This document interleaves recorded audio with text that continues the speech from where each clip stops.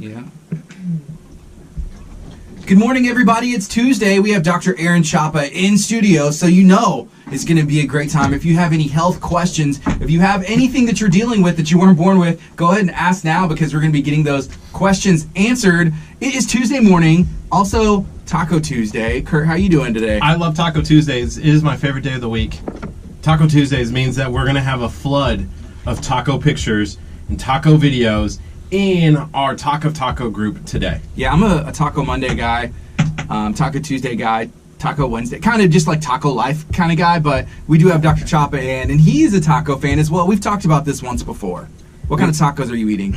I like lots of tacos.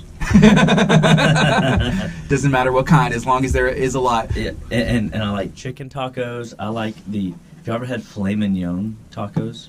You know what? We did at Little Saul's Tacos. Man, we had filet mignon tacos. We did. And when they're really good, when they just tear apart, and like with your fingers, I mean, you don't even need makes your heart sing. We talked about having a cook-off competition for tacos, like adding that into, like a normal cook-off, like a category, like taco cook-off. And we were kind of daydreaming. What kind of tacos would Dr. Chapa bring to the table? And we were thinking about some like veggie fajitas with a lettuce wrap, and that would be your you could entry. totally have veggie fajitas, and those are fantastic.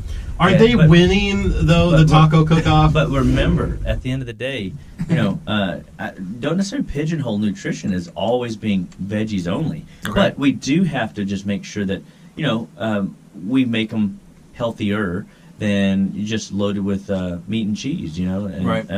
And or the tortilla. See, the tortilla gets people in trouble. They don't realize that a whole tortilla is a quarter of a cup of sugar at the half. That means, it turns into a half a cup of sugar in your body. That's how resilient and resourceful the body is in converting carbs to sugar. And so, when people have blood sugar dysregulation, blood sugar issues, they get hangry, so to speak, when they miss a meal. Yeah. They get lightheaded when they miss a meal. They notice that they get headaches when they miss meals. Those are all blood sugar problems, and they don't realize it, but it's the amount of starches that they consume day in and day out that's causing it. Yeah. I wonder why the body does that. Changes those carbs to sugar. Why is it? You said it's kind of you said the body's resilient. Like that's its job. Like, hey, this is what I'm supposed to do. I need to change the sugar. Because sugar is a fast source of energy, right? Mm-hmm. And so the body you have stores of sugar in your liver and your muscles called glycogen, and that's converted into sugar that we can burn for a fuel source. But what happens is in our society is that we are inundated with an overabundance of sugar from multiple angles. Sugar pastries, sugar cereals, drinks, sugary oatmeals, sugary drinks. The average American right now consumes about 150 pounds of sugar per person per year just from starches, bread, rice, cereal, pasta, potatoes, corn. Now, the number goes up when you start adding in the cookies, candies, cakes, and ice cream, right? Mm-hmm. So cookies, candies, cakes, ice cream add another 200 to 300 pounds of sugar per person per year into their diet. Well, now that stresses out the insulin reserves, and you have one hormone that lowers your blood sugar. That's insulin. And you have 5 that raise your blood sugar. Well, what happened? Like how does these things happen? We overstress one hormone to a point where the body becomes resistant to it. Okay, we got 10 seconds. We're going to go on the FM right now. It's 8:41. If you have any questions, feel free to ask. That was Building 429, The Same God. This is KHEA Radio, 99.5 FM. This is Kickstart. I'm Gardy. And I'm Curt. It is 8:42 a.m. on a Taco Tuesday where we have Dr. Aaron Chapa in studio hanging out with us, answering your questions. If you're listening on the FM, thank you so much. You can text 346-704-1806 and get those questions asked to Dr. Chapa. Curt, how else can other people ask questions? They can also send us a message on our Facebook page. You can also drop a comment if you're watching live right now on our Facebook page. That's at KHEA Radio. It's really super simple. We want to hear your questions because oftentimes those questions really help get the answers that you need. You can spend $100, $200, $300 by going to the doctor to get your questions asked. Okay. But today, you have that opportunity right here, right now on KHEA Radio to do that. That's what Amber from Butler's Courtyard, who's one of our partners, Butler's Courtyard, she said, hey, I try and watch as much as I can on Tuesday when Dr. Chop is there, because then I don't have to schedule an appointment, or I can save my time and do something else. I don't know if Dr. Choppa knows that, and maybe he's going to be like, wait, I'm not coming in anymore on Tuesdays, or I think he's that much of a... Wait, did I just hear you say that people would do that? He's a patriot for health.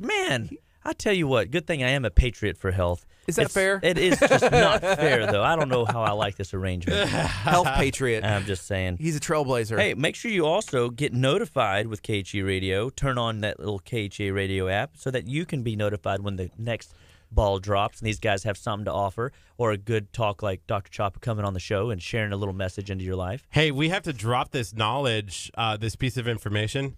Dude, yesterday it got submitted. So the company that we're using... No, the company that we're using to submit the app to the App Store finally got it into the App Store yesterday, so we're just waiting KHEA Radio on app action to say, hey, we got the KHEA Radio app. You can get it from the App Store. We're super excited for that. You can't get it yet because I'm searching. So we had to submit it, then they had to submit it, and now we're just waiting for the check mark. So I'm hoping by Thursday. Fingers crossed. Hey, keep us in your prayers. And then just like if you have a connection at Apple, just be like, hey, just slide it in there, right? Yes. I don't know. Just do like boss@mac.com and just start sending emails to random emails like that and be like, hey, approve the KHEA Radio app. It's coming soon. We have a lot of great features. Dr. Choppa, you're going to be on there. I can't wait. It's going to be beautiful. So, it's always amazing. People don't realize it, though. When you tune in to a show like this, when you come to the office, it's accountability. You need somebody that's talking health, because right now it's estimated that you're getting 20,000 hours of pharmaceutical ads pumped into your head, processed food ads.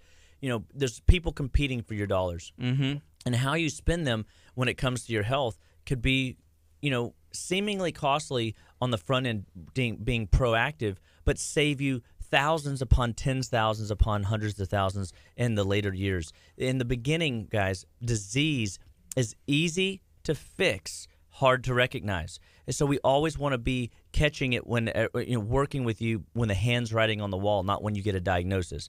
In the end, disease is easy to recognize, but hard to fix, and it costs significantly more. They say right now, you could spend $4,000 to $5,000 a year on your health, wellness wise.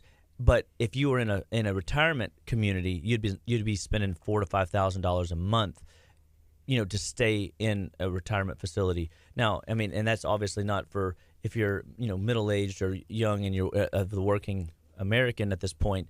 But the point is you pay now or you pay later. But if you pay later, you're typically going to pay a lot more than if you be proactive.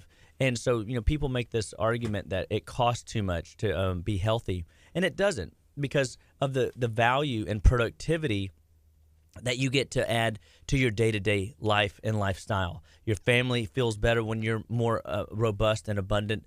You feel more confident and encouraged to tackle the day or tackle a new project. And how many times has people gotten stopped in their tracks because they just didn't feel good, or they had a headache? You know what I mean? Oh, yeah. Something that was just debilitating. I have an idea. So we already have some questions coming in. There's a couple from Sully on. We should come up with a system. Like whenever there's a question, I wish we had a light. Like if there was a light on. Ding. And then it was like, ding, like, oh, we have another question coming in. So you're like, okay, and then you can finish that one and then get to the next one. Maybe we'll just have Curt start to raise his hand whenever there's a question, or we have intern Jennifer raise her hand and be like, we have questions. Ding. So this is the first one. This is from Sully on. He said, Dr. Choppa, is there a health difference between drinking cold brew and just regular hot coffee? I feel like there is. Yeah, the cold brew has statistically less acidic than the regular hot brewed coffee. But at the end of the day, coffee in its nature, it all comes back down to the quality of the bean. If you're buying organic beans, if you're making sure that they're not heavily processed, pre-ground, you want to freshly grind your own beans. Just like anything, like wheats and grains, the minute you crack the wheat or you crack the bean in the coffee conversation, it begins to rancidify or get old or moldy or accumulate less health benefits. And so the coffee is that same thing. We go to the store, we grind this giant bag, and then we hold on to that bag for a month. Well, what if you had a grinder in your home and you ground what you needed that day, or you have one of those fancy machines that will grind it right there for you and then brew it? But the whole idea around cold brew is cold brew has, I mean, I kind of like the taste of it better. I feel like it's a little bit more concentrated and it gives you a more robust coffee flavor if you're a coffee drinker, you know. But I think the coffee lovers of the world, they'll also, my question to them is always, you know, cold brew is great, but are you still adding the sugars to it and the dairy products to it and the creamers and whatnot, or are you just drinking it because you enjoy coffee? Yeah. And I think there's the conversation is most people don't like coffee. They like the sugar and the additives and the creamers that they put in the coffee. And it's like they get, you know, this abundance of, you know, Curt just putting a whole thing of milk and then just a sip of, you know, coffee. And he likes just, you know, a little bit of coffee with sugar. I hate stuff like that in my coffee. You just look what you drank this morning. I drank this because Let's look at that label. Stinking. It's so funny that he'll say stuff. It's like, do you like putting your foot in your mouth? I wasn't going to get on my soapbox, but I'm going to get on my soapbox, okay? If your soapbox gets too high, your mic will become muted. Hey, okay. I'm just saying, So my soapbox. I had to buy this because I went to the donut shop. Oh my gosh, is this going to get even worse? Dr. Chopper's just looking at me like this. He's like, keep going, foot in the mouth, other foot in. Yeah. And they have a $5 minimum, and I'm like, I don't want to have to buy something. So I'm like, fine, give me the vanilla frappuccino. Jennifer was telling him, like, isn't that like common? Yes. It should be literally illegal. every single donut shop makes you spend at least $5 in order to use a credit Or card. just bring cash, or don't get donuts. That's Yeah. the other Who option. I mean, who carries cash? If you're It's going to be that upset 2019. about it, At the maybe end you of- shouldn't need a donut. I carry cash. I mean, I'm with her. I mean, and by the way, I carry cash. Hey, listen, at the end Cash of the day, is for people who don't know how to work a card. You could go to Main Squeeze and you could get, you know, almond milk, freshly pressed almond milk. It looks so Or tasty. carrot, pineapple, lime, and turmeric. Here, I'll drink that. Or no, it's mine. Okay, here's over there sucking. I ain't gonna waste my precious gold on your donut belly. Here's another question. This one's from Robert. He said, "Is it also okay to drink coffee each morning, and how much is too much?" So, you know, these guys that, you know, drink a pot of coffee a day, that's too much, right? Okay. Yeah, like I talked to a guy yesterday, and I love how the conversation went. He goes, I said, "Do you drink coffee every day?" He goes, I got to the office today, and I got back in my car this afternoon to come to see you, and I realized I didn't drink my coffee. It was just still sitting there waiting for me. Every morning I get a cup of coffee, and some mornings I drink it. Some mornings I drink half of it. Some mornings I don't get it at all. I don't actually get to it because I'm too busy. And so I think it comes down to a better question. Do you need coffee to get going, or do you need, or do you just truly love the flavor of coffee, and it's just something that you do? If you're the no coffee, no talkie kind of person, one of the things that we notice, I know, isn't it awesome? No coffee, no talkie. No coffee, no talkie. Then there's something else going awry in the body. The adrenal glands aren't fully recovering through the night. The liver didn't detoxify you through the night. So you're waking up sluggish and behind on your detox abilities and your regenerative properties. And now you're going into the day with a energetic debt. And that is a sign that your body has mineral problems. It has blood sugar regulation problems, and the adrenals just might need to be stimulated and fed more effectively. And so I would say no more than, well, what they say is that 4 ounces of coffee can dehydrate you up to 60 ounces of water out of the body. It can rob you of that many minerals that cause you to be dehydrated. Question. Ding, ding, ding. We got a question. All right, go ahead. It says, what does Dr. Chopper recommend to sweeten coffee? Stevia would be fine.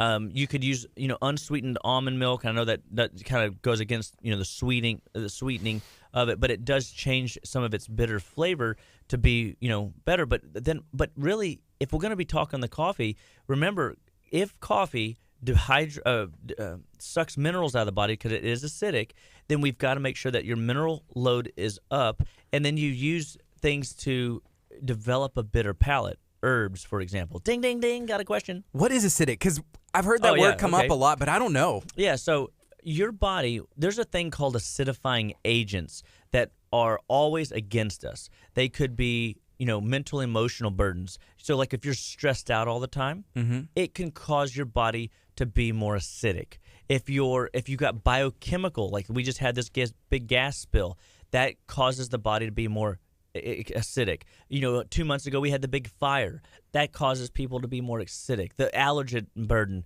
can make your body more acidic. And so your body is constantly having acidic burdens come at us day in and day out. Some of them are inherited, some of them are spiritual, some of them are mental, some of them are biochemical. And all these things have a job. They have a job to make us acidic, which ultimately causes aging. Your body has these buffering mechanisms that will alter and preserve the acidic nature into a more alkaline state. But the problem, there's a cost. To use the buffering system, there is an overuse, and unfortunately oftentimes a depletion of minerals like calcium, like magnesium, like iodine, and manganese. I mean, every mineral that you can think of. And then what that does is that leaves the body in a net acid excess.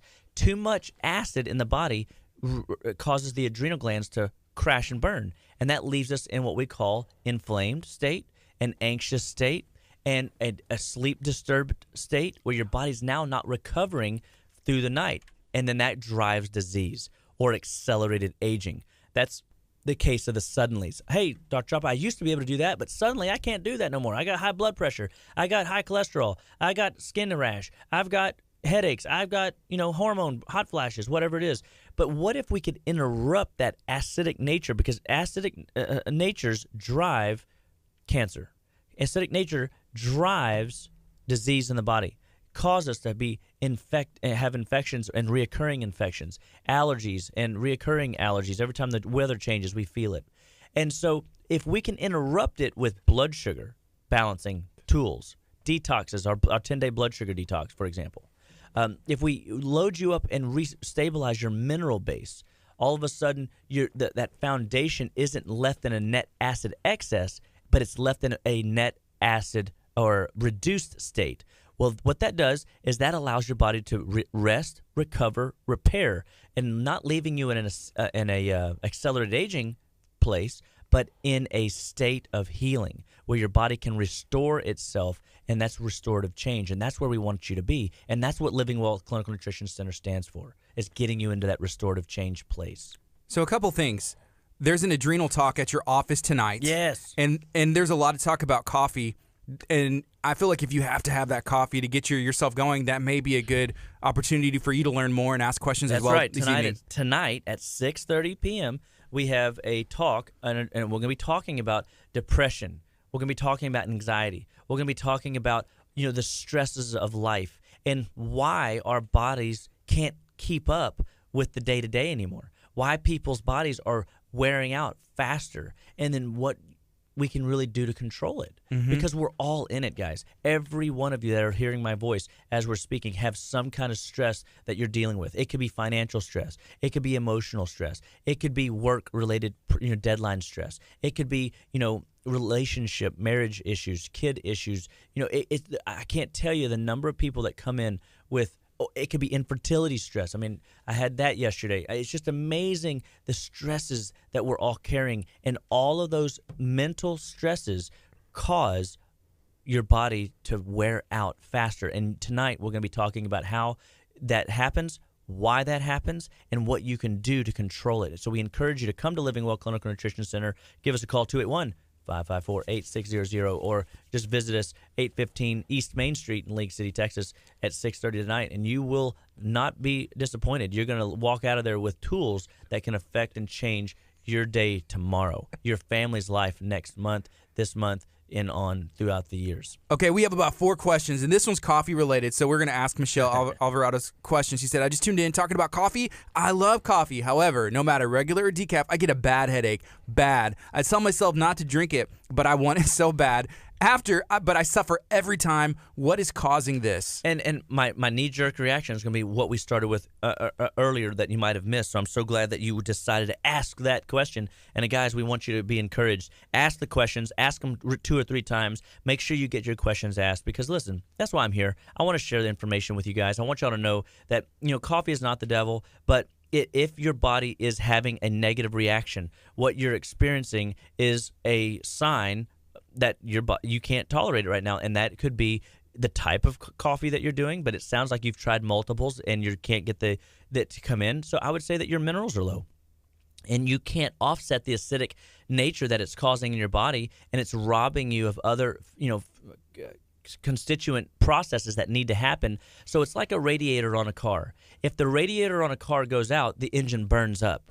Well, what happens is if your minerals are low or your vitamins and essential fatty acids are low, it's like not having a radiator in the car. Your car burns up. Well, instead of the engine burning up in a body, it's a migraine or it's a headache. It's pressure around the head. And these could be B vitamins. These can be calcium, magnesium, zinc, and iodine. These could be, the blood flow getting constricted, and you're so because of the dehydration, it's leaving you in a more desert-like state where things are stagnant going through your body, and it doesn't give you that diuretic effect in the GI system, and it doesn't allow the blood flow to move more freely, and so you get a suboccipital headache in the base of your head or a headache behind the eyes or wherever it's coming on. Okay. Ding, ding, ding! We got another one. We have a ton of questions. This is so exciting. We have a I'm ton just of questions. Beside myself. And let me see. So this next one is from Christopher, but he is with Santa Fe Water Services. Shout out to them. So you'll not be surprised the question he asked. He said, with all the flavored waters out there, is there just a good straight water? Is there a bottled water better than another? What about the sports drinks like Powerade Zero, Gatorade Zero? Excellent. So anytime, I'm just going to try to answer as much of that as possible. So most of the sugary drinks that we are purchasing that look like electrolyte drinks are just glorified sugar water. You might as well get Kool-Aid. It's cheaper. But the reality is it's not serving you. It's not helping you. If we use an Ultima refresher product in the office that is sweetened with low-hanging fruit and stevia, and it's all electrolytes and minerals, and it'd be like a healthy alternative. But Gatorade for your kids, it's sugar water. I mean, if you look at the ingredients. But what about those commercials where they say Gatorade helped the Florida Gators win a national championship, not just water? That's great. I'm glad you brought that up, because great marketing is always designed to do what? Sell a product. And so who wouldn't want to take the drink of champions? But that's why look how cool this looks. I mean, this is Main Squeeze's youth product. Who doesn't want to be more youthful? Carrot juice, pineapple, lime, and turmeric. And we all know the benefits of turmeric, and turmeric has all kinds of anti-inflammatory properties. It also has a way of upregulating brown fat production in the body, which is your energetic metabolic loading fat, and that's what you need more of to burn the white fat that we see on our bodies that nobody likes. But going back to the original question is, marketing is designed to sell you a product, so it's not necessarily designed to make you truly healthy. That's why anytime you see light, sugar-free, zero, sugar or calories or whatever, it's selling you an idea. Well, if I'm not putting any of the calories in, then I must be doing something good, because a lot of these sugar drinks are empty calories, meaning they're non-nutritive, meaning they have no value to the body. Does that make sense? Mm-hmm. Our bodies need tools. Our bodies need resources, or at least the good guys in our bodies need tools and resources to be healthy and vibrant. And so when you use a zero or a light or a sugar-free product, you're buying into a model that aspartame, a sucralose, or a saccharin is a healthy sugar alternative. And that sugar alternative is a known neurotoxin, meaning it has negative, proven damaging effects on your brain. It has negative damaging effects on your hormones. It has, and they have done studies that people that drink diet products tend to gain more weight than people that drink the real product. And that's because of the stress that artificial sugars put on the body. So you definitely want to read the label. Read your gum label. You'll be shocked. Aspartame is in there. Sucralose is in there. And saccharin is in there.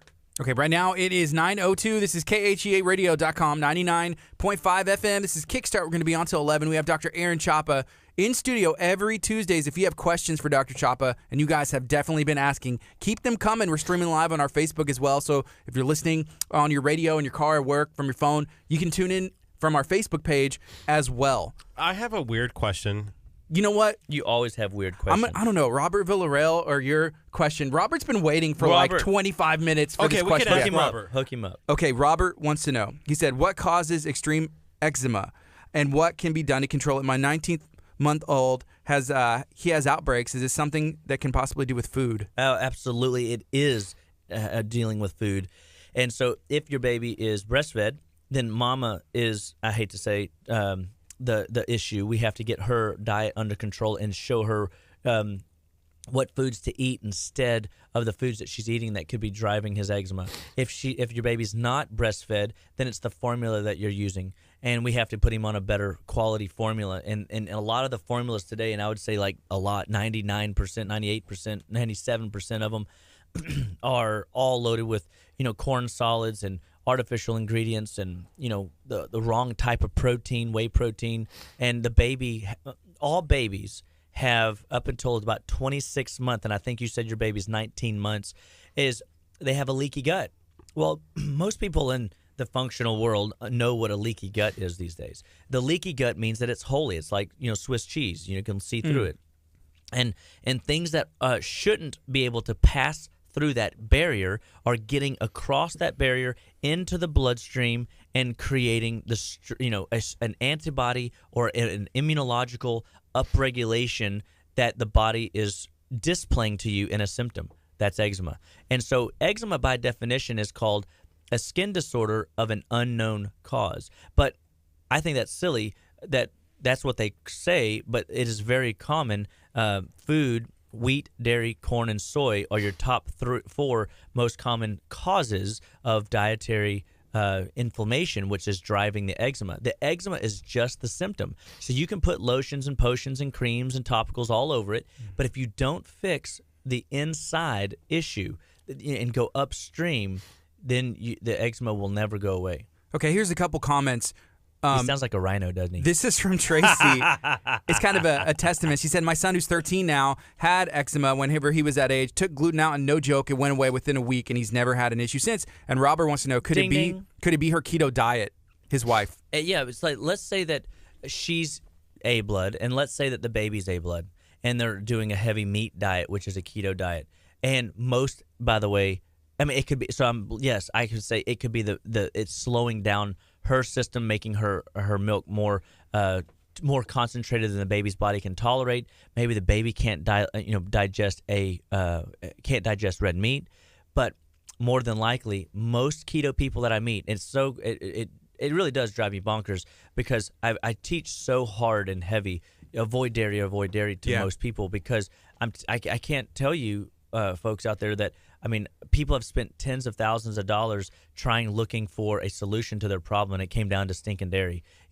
Milk, cheese, yogurt, sour cream, ice cream, whey protein are not your friends. They're useless. They have no good value in the body. They're pasteurized. They're homogenized. They're loaded with hormones, loaded with antibiotics. I mean, I can just go on and Kurt's on. Kurt's crying. There's a single tear I see going down his face when he say that. I'm being so mean today. It's my friends. I was just about ready to talk about my Torchy's tacos that I get extra trashy. Nice. Because it's extra cheese.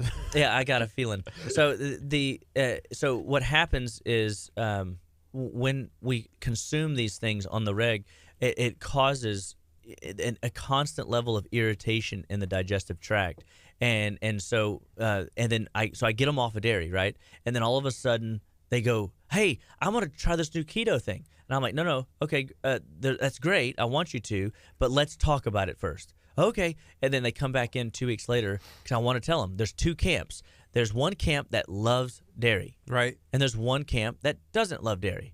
And I always find the one camp that leaned away from dairy and didn't put it in their keto lifestyle still maintained amazing results that keto offers, plus maintained all the results that they had fixed in the past.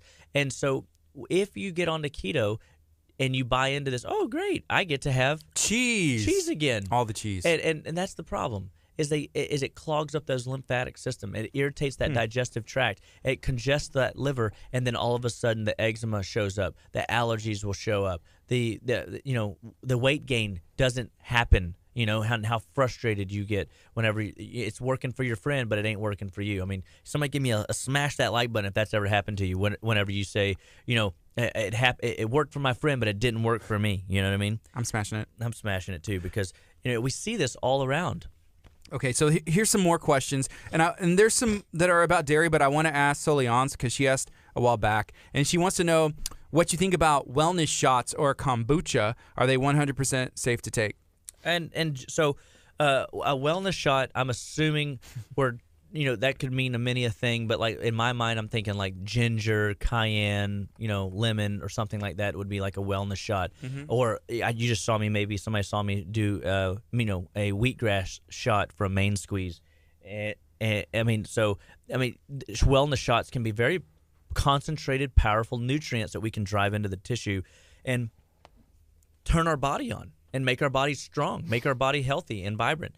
And so the kombucha is typically okay, assuming that you don't already have a lot of blood sugar problems. There is sugar, in that could feed the yeast, even though you're trying to use the probiotics and to offset that issue. And so I would say in general, yes. So if I'm just answering it kind of in general, yes, but I don't want to make it an absolute. So yes, you can totally do it. Okay. Right now it's 9:08. This is KHEA Radio, talking to Dr. Aaron Chapa, hanging out every Tuesday, talking about health, wellness, getting off medication, maybe fixing your body without surgeries, but instead using diet, exercise, healthy living. I think the cool thing about what we learn every Tuesday with Dr. Aaron Chapa is there's so much information out there about health. You Google, Dr. Google, I think at one point you were talking about, you can literally go and Google how to solve an issue, right? But unless you're talking to a real doctor like Dr. Chapa about issues regarding health, then you're not getting the proper answers that you possibly can. Well, you're getting answers and feedback right now because Dr. Google sometimes doesn't know. Dr. YouTube will tell you a lot of information, but you can't be like, hey, and then they instantly ask back. So this is pretty neat. Yeah, I love this. Because I bring that up because one of the things that we were reading about, my girlfriend and I, we were talking about my smelly feet, right? Like, awesome. And so she had read good combo. somewhere. Oh yeah. She had read somewhere that if you do apple cider vinegar, like soak your feet in apple cider vinegar, that it cures it. Is that a possibility? Like, is that something that you should believe when you read something like that and go and try it, or what? Apple cider vinegar soap. I mean, at the end of the day, so do you see like from just a layperson's non-physiological expertise and background, would you say that could hurt you in any way when you heard it? I don't think so, no. Right. So, of course, give it a shot. Now, what if they said, go put your feet in acid? Yes, I would be like, nah. You know what I mean? So, a lot of these old wives' tales and these old home remedies, these are real. The reason they're wives' tales and old remedies is because they were used regularly at a time in our past, and we've just lost the art. And because we've leaned too heavily on antifungals, for the feet, or do you remember those odor eaters, those little sneaker eater thingies that people used to stick in their feet or shoes to keep the smell out? And what that is, it's a pH problem. It's an over acid issue, and your body's not responding well to the material of the shoes, and your feet are in these little shoe coffins all day long, walking around, and they're just percolating down there, and maybe your body doesn't like the synthetic socks that you're wearing. Maybe you're having because people do have sensitivities to the clothing that they have on or the detergents that they're washing their clothes in, and that again they shouldn't. Their body should be able to tolerate it, but it typically means that they have other upstream issues, liver congestion, bowel issues. They have lymphatic aren't moving. They're stagnant and not moving forward like they're supposed to. And the symptom shows up in the form of allergies and stinky feet. Whoa. I just saw a picture of Curt go by. I wonder if there's a lot of wives out there, love you, Curt. like a lot of angry husbands are getting their favorite socks thrown away right now. They're like, no, this is synthetic. We're getting you something else. And everybody's like, they're going to come home so upset today. Yeah, who knows? Who knows? But ruining people's lives. But at the end of the day, to answer the question, apple cider vinegar soaks can't hurt you. That's why, like, if you also you could do cayenne and lemon and some apple cider vinegar and make it like a little, a wellness shot, like Solian was talking about earlier, and you can take it internally as well. And even though apple cider vinegar by its nature is acidic, it has an alkalinizing effect on the body. Isn't that cool? So I could drink it too. Totally, yeah. Not after you soaked your feet That's in it. correct, yeah. Definitely. Maybe sip it, then soak your feet in what's left over. That's funny. Okay, there's a lot of people. Thank you, Gardy, for clarifying. You have to sometimes. That's right. We got to forget who we're talking to here. We're talking to Dr. Aaron Chapa, getting our questions answered. So there's a lot about dairy right now, and that is important to a lot of people. So I'm going to ask this one first. If you eliminate dairy, what goals should we have for a toddler's calcium intake? I guess like to supplement it or that kind of thing. But then people are also wondering about raw milk. What should we substitute into our coffee? What about goat's milk? Yep. All right. So great. So any milk that you buy at the store is pasteurized and homogenized. It's not healthy for you, and it does have hormones in it. It does have antibiotics in it, and it does, have more negative benefits than it does positive ones. And so, really, from a calcium perspective, every country that consumes dairy for a calcium source has the highest incidences of osteoporosis in the world. I mean, it's very good marketing, again, like we talked about earlier.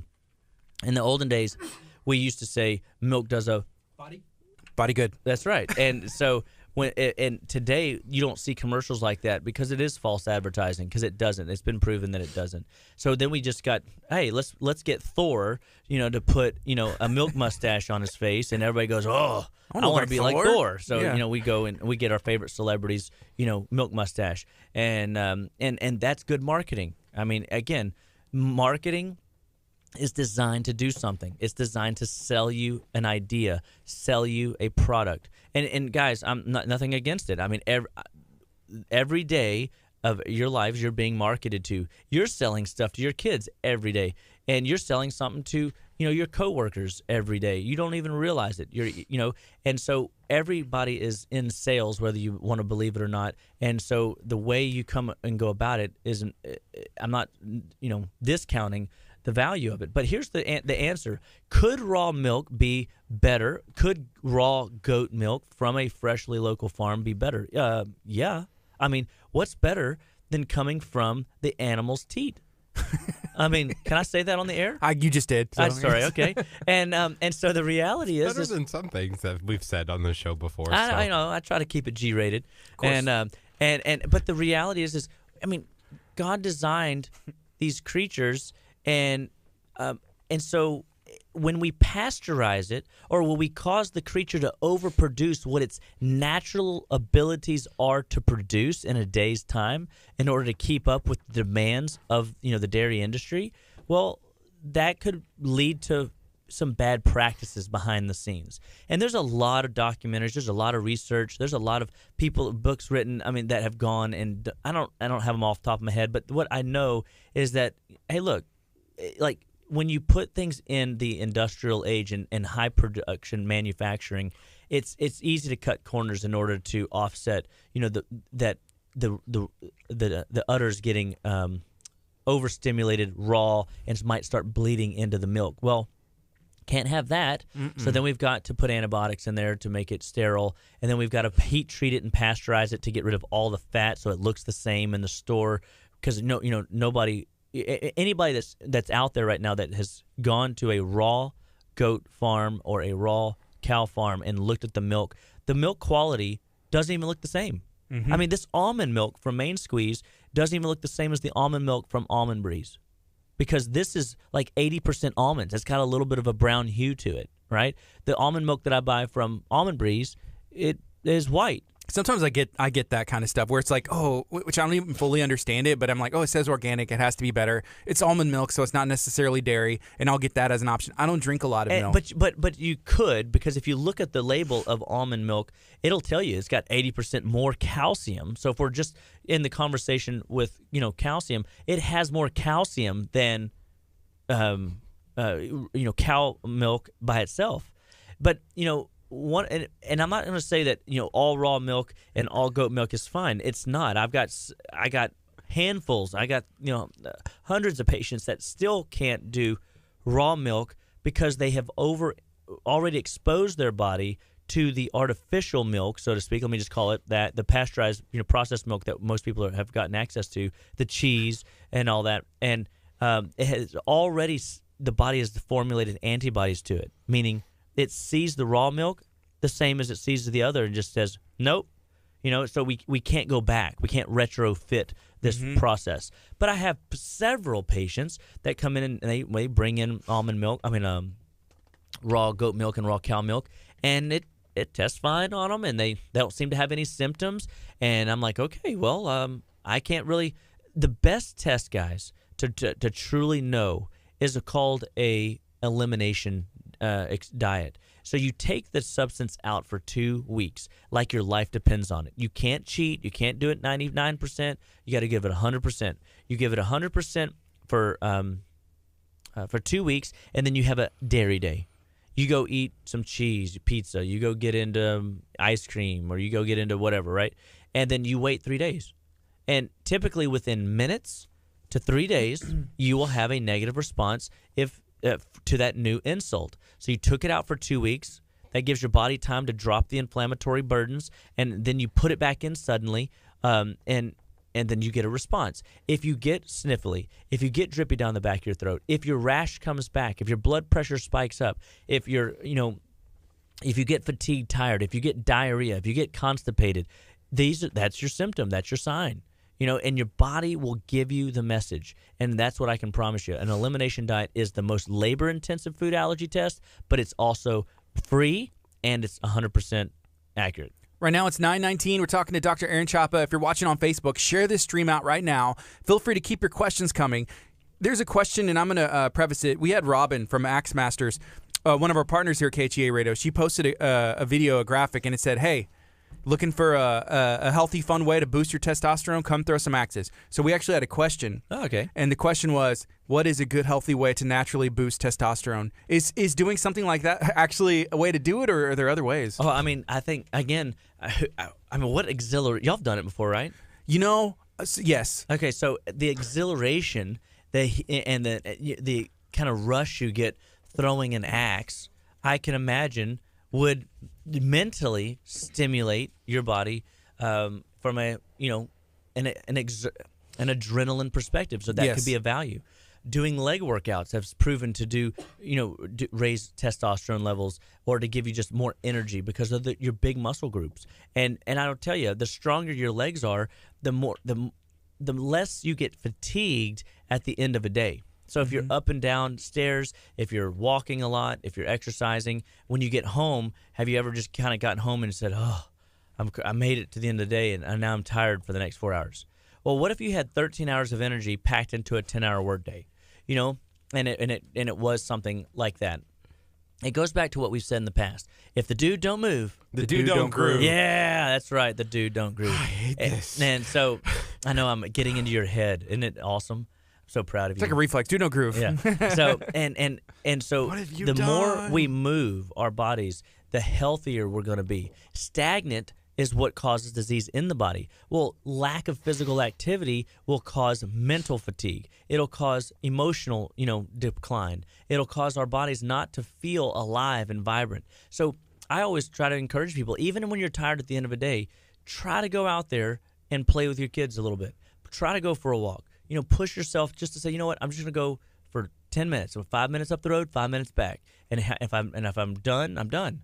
And push yourself a little bit further to just strengthen, what is normally been fatigued or stagnant and not moving. So I always got to stay moving, guys. I mean, a body in motion tends to stay in motion. So, and if the dude don't move, the dude don't groove. So that is a mantra you can count on that will serve you well for the days to come. Okay, here's something, and I'm going to see if we can get Curt into some drama here. But Dr. Chapa, what are the long-term effects of like gasoline smells? What are the long-term effects of having things dumped into our natural water supply, by accident? Let's say like barges, colliding. Are there any long-term effects, short-term effects? That's something that kind of happened, and I think was a concern for a lot of people. Yeah, that was on Friday. We had a collision take place. Gasoline spilled into the bay. And then gasoline smell went out. Yeah, gasoline smell. I'm not sure if it was like gasoline that actually went in there. It was not gasoline. It was, oh my gosh, I did the story. I should have known. I knew you wouldn't know because I won't say why, but it wasn't gasoline. But I think it was something that could potentially become gasoline if they it was did part it of right. the process of going into the gasoline, so it wasn't true gasoline. So, Dr. Chapa, are there any effects from that being put into our water? You know, the Houston Ship Channel. Right here. I mean, like for example, yes. I mean, surely, right?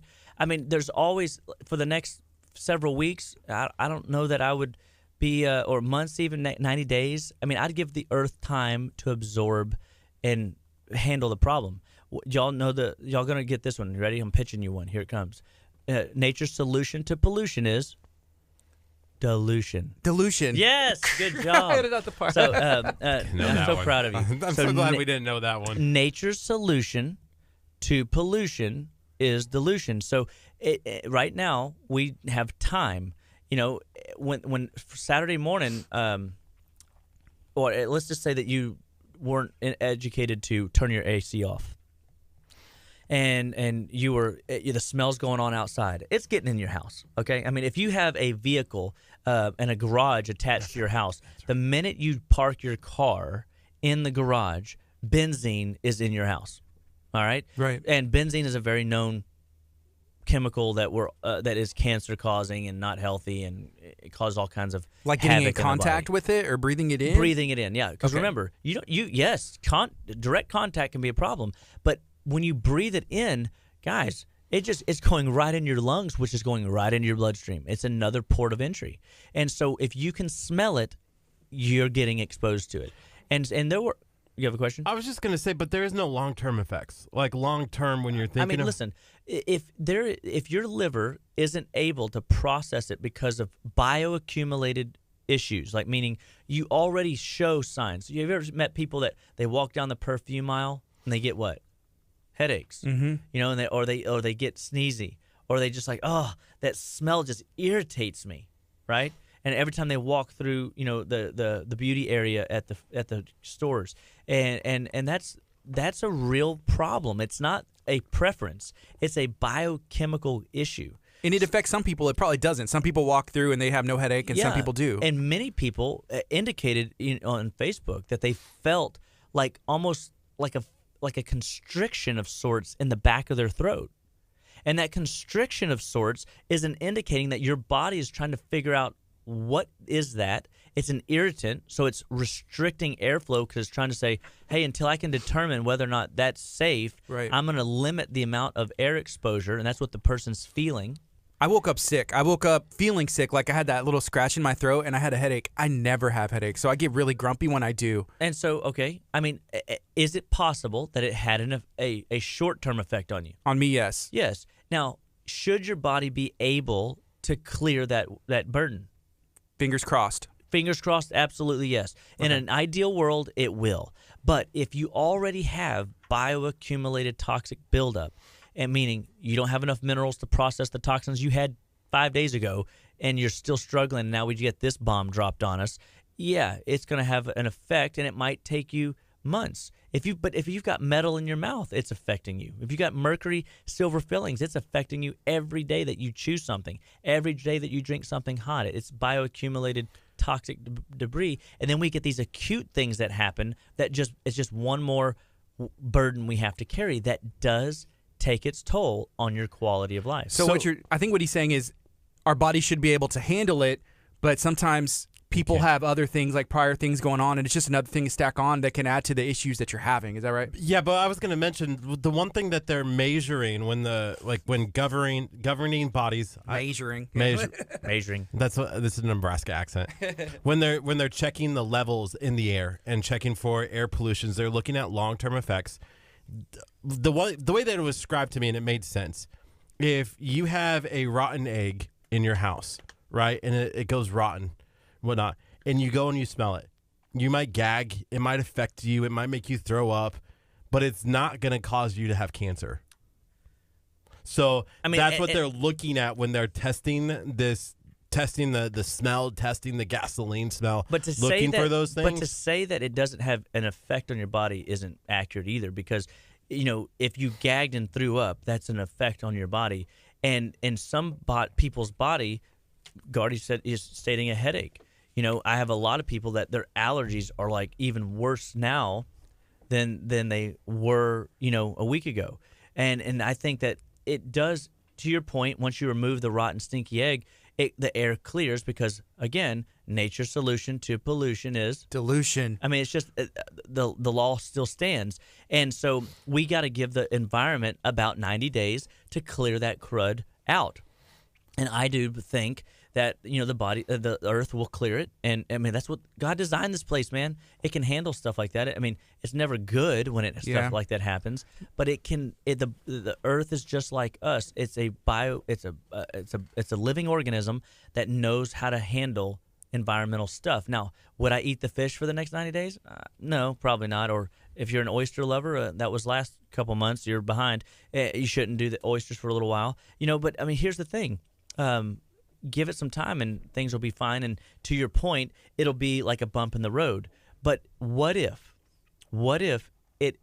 Agent Orange that people were exposed to in the war, they said, oh, that's not going to hurt anybody. But yet these guys have long-term effects.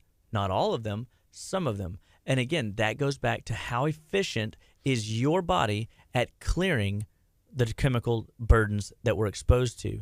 And if you're I don't want to say a weaker gene pool, but I mean think about what the Vikings used to do or the miners used to do.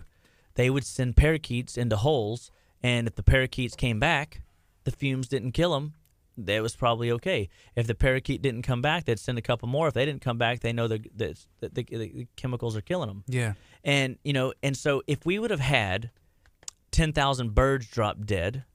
And I've heard some stories of some birds. I've seen some pictures. And I don't know if it's the same picture. I don't know if it's something, you know what I mean? If we would have had a bigger account of the birds dropping dead, we would have a better story on our side saying, hey, yeah, this has definitely had a strong negative effect. If you've got 15 birds that drop dead out of 50,000 birds, it's not that big of a deal. Those are just weak birds. I do think, and just talking to people and knowing what I do know about the situation, the environmental impact on the wildlife and the fishing area and like the fish that we eat and stuff like that is going to have a long-term effect over the fact of the air pollution smell, the gasoline smell. I think, and now, so but what everyone if you wanted to eat focus on that. Everyone wanted to focus on the gasoline because it's immediate. But I think the long-term effect is the fish that we eat, the oysters and whatever that's in that bay. I would not touch anything in that bay, food-wise, for a while, because of that effect. Because you have the Deer Park incidents. You had that incident as well. I mean, there was another one a couple of months before that. So it's just one thing after another that you're like, I don't know if I want to touch it. Every environment, whether you're in Seattle and you get no sunshine and you have vitamin D drops and you work continuously and you live on minerally devoid food and acidic foods that rob us of minerals and has the highest incidence of depression in than anywhere else, and suicide rates are high. To being a car mechanic, working around fumes day in and day out, living in Houston, where all these chemicals are an issue. I mean, we all have burdens, and that's why God designed our bodies to heal. And thankfully, it does a really good job, and it's very resilient. But I think it also needs help, and it also goes to my old story, which is if you're not detoxing in the 21st century, you're missing it. You're missing a huge healthcare piece of the puzzle. And so you want to give your body opportunities to detox and cleanse. So we have a 7-day detox. We have a 10-day detox. We have a 28-day detox. We have all kinds of different ways that every quarter you should give your body an ample opportunity to clean house. I had this gal come in, and you know how I do visceral adjustments, and I adjust stomachs and I adjust ileocecal valves, and I work with the liver and work with the stomach and find these little glitches, and we massage them out or we work them out or whatever. I had this gal do a gallbladder flush, and a gallbladder flush is, and even if you don't have a gallbladder, you could do a liver flush and still get the same type of effect. But her system was every time she'd come in, I mean, every month, it's just like I couldn't fix the stomach problem. It would just pop back out of place every time. And she goes, hey, it's great for like 2 weeks, and then it comes back. And that's not really, I'm proud of that. I'm like, okay, why is that? Like, it should stay in place. Well, we did this gallbladder flush, and she passed 75 gallstones and doing one of our cleanses. And it's like a 5-day little cleanse. I mean, 75 gallstones is pretty intense. And these were the size of a pinhead to the size of her thumbnail, and all varieties therein. And she has come in the last 2 months in a row, and I haven't had to touch her stomach. And the reason for it is because her liver and her gallbladder are working more effectively, and it's not stressing her digestive tract. And that is something really cool. The healthier the organ systems are, and their increased productivity and ability to get rid of toxic trash, break down food more effectively, better absorb foods for better restoration and repair, the body just works better. And these are physical, elements and things that I see in the office day in and day out, and patterns. If whatever you're doing isn't working and you keep doing it and you expect a different result, that's crazy, right? You've got to be willing to make lifestyle changes. I saw this funny meme the other day that says pills for an ill, and people are lined up, at the checkout window trying to get as much of these, easy fixes, was the kind of the memo, as they could get. But in the next, the little kiosk desk next to that one, it said above it, lifestyle changes. And there was nobody in line. None of us really want to change. And it's a reality. Nobody likes change. But if you don't like change, it's okay. Change will change you. I mean, it's just a matter of time. Time will change you. And sometimes the change that the life gives us isn't necessarily fun. We have to go through a tragedy. We got to go through an illness. We got to go through a diagnosis. We got to go through something to wake ourselves up from, doing it our way. But if we start taking the bull by the horns and we start making changes, drink more water today. Make sure that you're drinking 32 ounces of water per 50 pounds of body weight. Make sure that you're getting a good quality water, a filtered water. Either filter your water or you are the filter, and it will create a problem for you. So filtered water is an absolute must. I don't know that I would be drinking tap water anywhere. Do we get it when we get iced tea at the restaurants? Probably. I don't really drink that. I try to limit that. You put lemons and limes in your water and let it sit there for 5 minutes, because it will act as a natural filter, and you can then take those out and then drink the water, and it's going to be better than it was if you would have just drank the tap water right out of the tap. And so these are little tricks of the trade that we can leverage to our ability. You don't have to squeeze the lime in there. Just throw it in there, or the lemon. And it will absorb the crud out of the water, a lot of it, and then you can, have a filtered water. Filter your water, or you're the filter. And so it could be as simple as, hey, guys, drink more water today. That could be your start to a cleanse.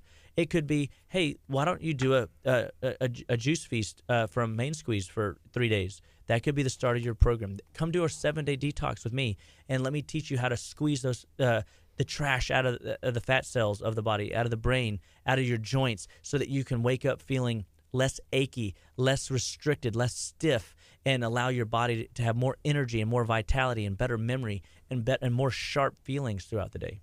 We have a question. This one is from Shally, and she wants to know what house filter system do you recommend? And so I want to give a shout out to Santa Fe Water Services. They do home filtration. Like, your entire house will get filtered, whether you're bathing, showers, bath, drinking. They take care of it. But I know there's also other options as well. I love that, really fast. I love that they were talking about even like the iron in your water. And if your shower is turning orange, that means you probably have too much iron in there, and you might need a filtration system. Right. If your shower has like an orange thing. And I remember, because at my old apartment, it would turn orange, and so that is a good sign that you might have too much iron in your water, and you should be careful if you're drinking that. Yeah. And so so I don't have an actual brand for a whole house unit. There's several companies out there, but what you're looking for is something that you don't necessarily want to be drinking soft water, because a lot of these home house systems are soft water filtration systems, and it makes your skin feel kind of slimy, and and it is cleaner water, but I think that from a whole house filter, it's not a bad idea, because the chlorine, the iron that he's talking about, the other contaminants and debris that's built up in that water in our water supply, in our pipes in our home. I mean, at the office water at my office and the home water, it's still League City water, isn't it? Right. But yet, the office water filtration system, I have to replace the filters on it more frequently than I have to do the ones at home. And so what I would tell you is we use a Berkey water system, Berkey water system at the office in our house, and it's a gravity-fed charcoal filter system that also can get out aluminum and fluoride and things like that. And it's a really powerful system, and it works. I mean, is that just for drinking, or is yeah, that? That's a drinking water system. Okay. And so if I'm recommending drinking a gallon of water a day or 100 ounces of water a day, or if you're a kid, 32 ounces of water a day, depending on your weight again, 32 ounces per 50 pounds of body weight, then what you put in your body is very, very important. And so, and if you have symptom patterns, if you have rashes on your skin, if you find that you get hives when you get out the shower, that's signs that you have bioaccumulated toxic buildup that is burdening your tissues. And yes, you might be more of a candidate for a whole water system, and we can research one out for you and find a good alternative. But again, if you're not filtering, you're going to be the filter, and your skin is the largest organ in the body, and most people take showers completely, in the buff, and so guess what? You're absorbing anything that's coming out. I think I'm just gonna take these like gallon barrel drums like to Dr. Chapa's office and his house and just like fill them up. Compliments of Living Well Clinical Nutrition and Berkey, and then I'm just heading home. I'm going to drink my water and get it one way or another. So we appreciate you. And I've heard of there's people in Nassau Bay that have naturally occurring spring waters and things like that they sell to people, and I mean all these things are useful. I mean, food matters, guys. What you put in your body matters, and what you eat's important, but what you don't eat is more important. I can see you were so excited you wanted to say it. I thought you were lobbing that one up. Yeah, sorry. I can't pitch you everyone down. I'm saying a curveball. But we want to be looking at the things that we put in our body day in and day out, what we put on our bodies, lotions and potions. If you're putting all these creams and gels and things that are loaded with chemicals and underarm deodorants that prevent your body from sweating and doing its physiologic job just because society says it's not okay to sweat. I mean, these are all things that take a toll long term on your health day in and day out. If you want to put it in your mouth, don't put it on your body. Man, compliments of his girlfriend. Correct. Isn't that what she said? Yeah, that's her lotions, her lip scrubs. And I think that there's wisdom in that. So because your skin is the largest organ in the body, and so we want to make sure that if you put it on your body, then make sure that you can also put it in your body, and that would be a good test to whether or not it's safe. So the makeup you're using, do you powder your tongue? I'm just kidding. So right now it's 9:40. We're talking to Dr. Aaron Chapa. He's hanging out in studio with us every Tuesday, starting at 8:30. He's going to be in studio for a bit more. So if you have some questions, if it comes to health, if it comes to getting off medication, maybe avoiding any surgery, or maybe you're after surgery already, like what do I do now? This is your time to ask. So keep those questions coming. You can ask right here on our Facebook stream. If you're listening at 99.5 FM, give us a text, 346-704-1806. Our next guest is Dr. Deb, who and I think that y'all work together. You are a client of hers, and y'all are friends, right? Mm-hmm. Can you share, what do we expect when Dr. Deb comes in studio? What are the things that she offers? So she's an acupuncturist, and she's going to basically enlighten you to the idea of how to basically eliminate stagnation from the body. So like where biochemically I'll come in and create movement patterns for the lymphatic tissue to drain more effectively, or the liver to work better, the spleen to work better, to build the blood better. She uses a different approach. So she'll take, there's more than one way to skin the cat. Mm-hmm. And so she uses acupuncture needles, and she stimulates these pathways in your body that will help alleviate the congestion. And when there's stagnation, I mean, how many people like driving down the road and getting stuck in traffic because there's, a narrowing of construction? It's the worst. It's the worst, yeah. Right? Well, how do you think your body feels whenever it's trying to get a message from your brain down to the liver, or down to the stomach, or down to your adrenal glands, or down to your ovaries, or down to your toes to do a job, and it doesn't get there timely? Well, it's the same frustration. You sprain an ankle. You have high blood pressure. You have belly pain. You have an illness, a cold, an allergy, you have some symptom pattern you weren't genetically born with that causes your body to not perform at its best. Well, that is things that acupuncture, it can be useful in fixing. So any way that we can stimulate these reflexes, you can use essential oils, you can use needles, you can use light therapy, you can use hot rocks. I mean, in the olden days before they had needles, they used sticks. You know what I mean? Yeah.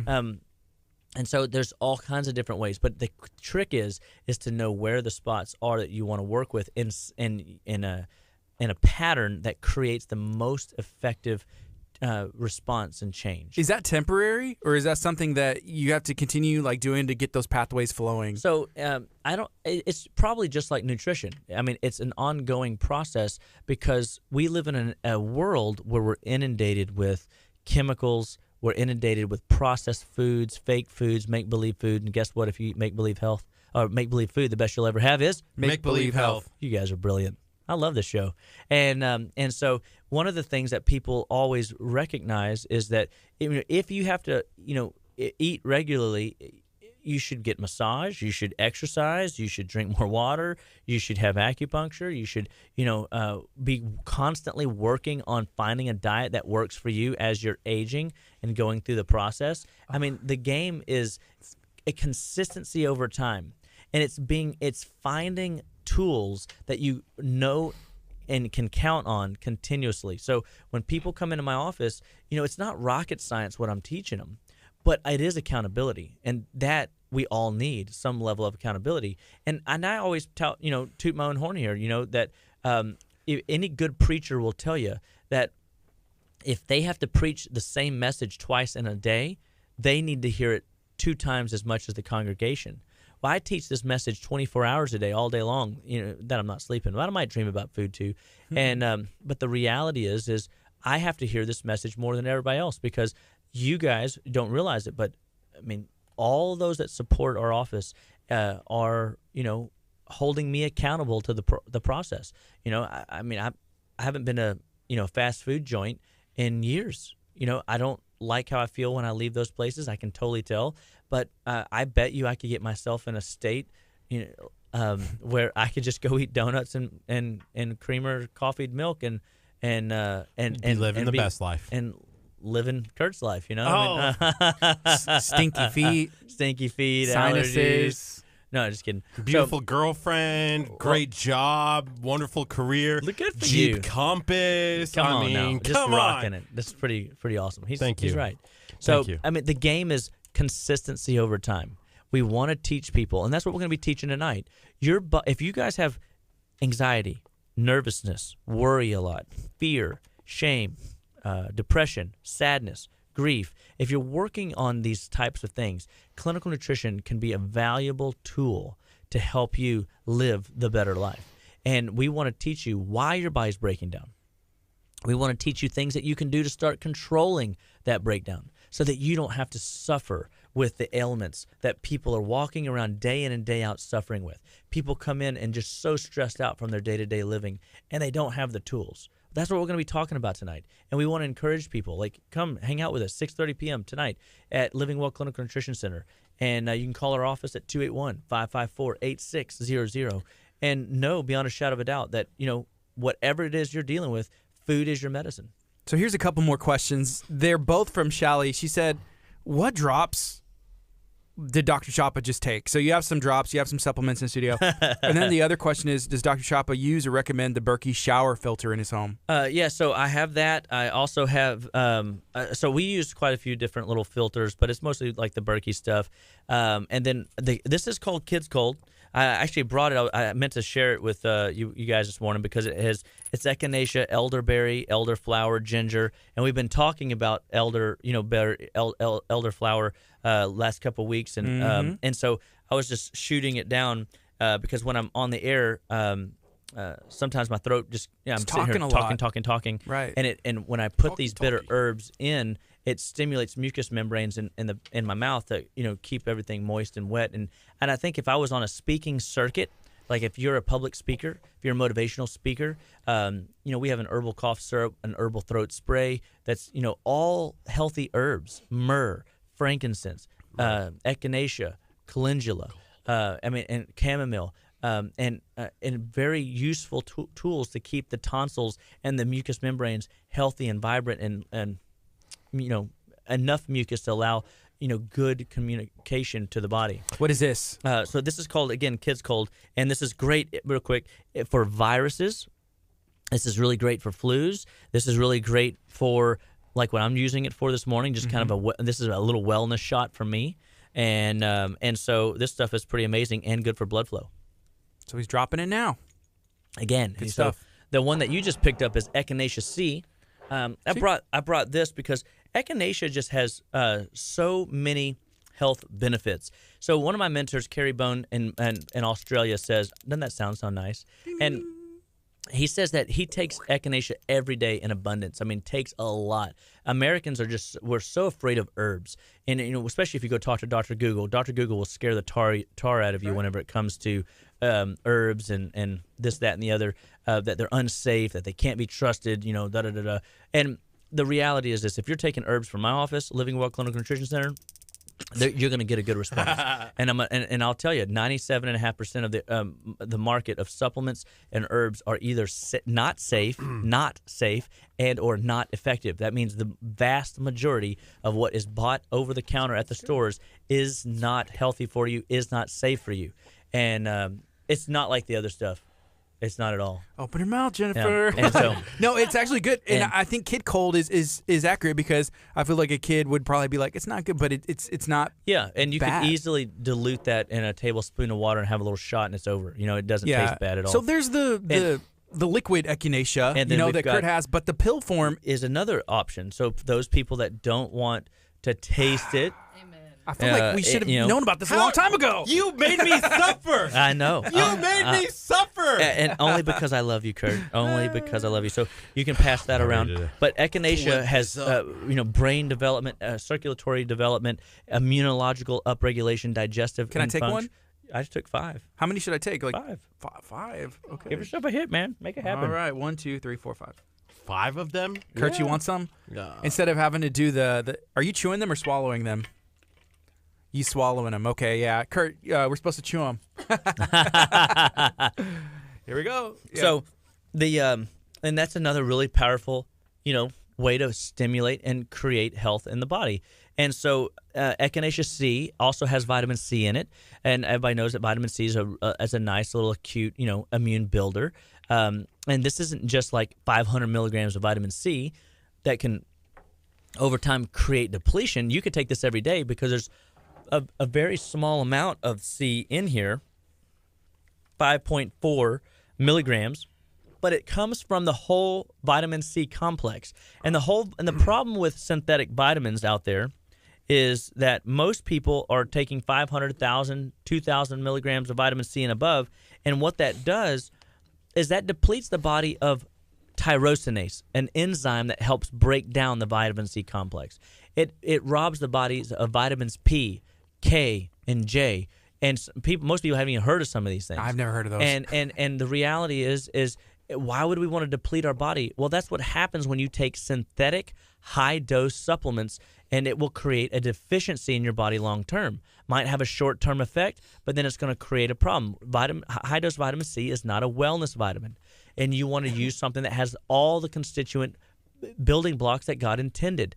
And so a lot of the products that we use are whole food-based, and they are designed to give the body to give your body a tool to upregulate immune activity, increase circulation, increase brain function, and these can be taken long term. So if you're one of these people that travels a lot all over the world in airplanes and exposed to all kinds of different stuff, Echinacea C could be a really great immune builder along with Congoplex. Yes, sir. I have a great question here, and this comes from Josue. He does Telestai. Man, that's such a... I'll get it eventually one of these days. Habadi. He says, I walk 8,000 to 14,000 steps a day at work, not including all the crawling, squaring, and etc. Is that enough activity to kind of not need to exercise, or should I still exercise?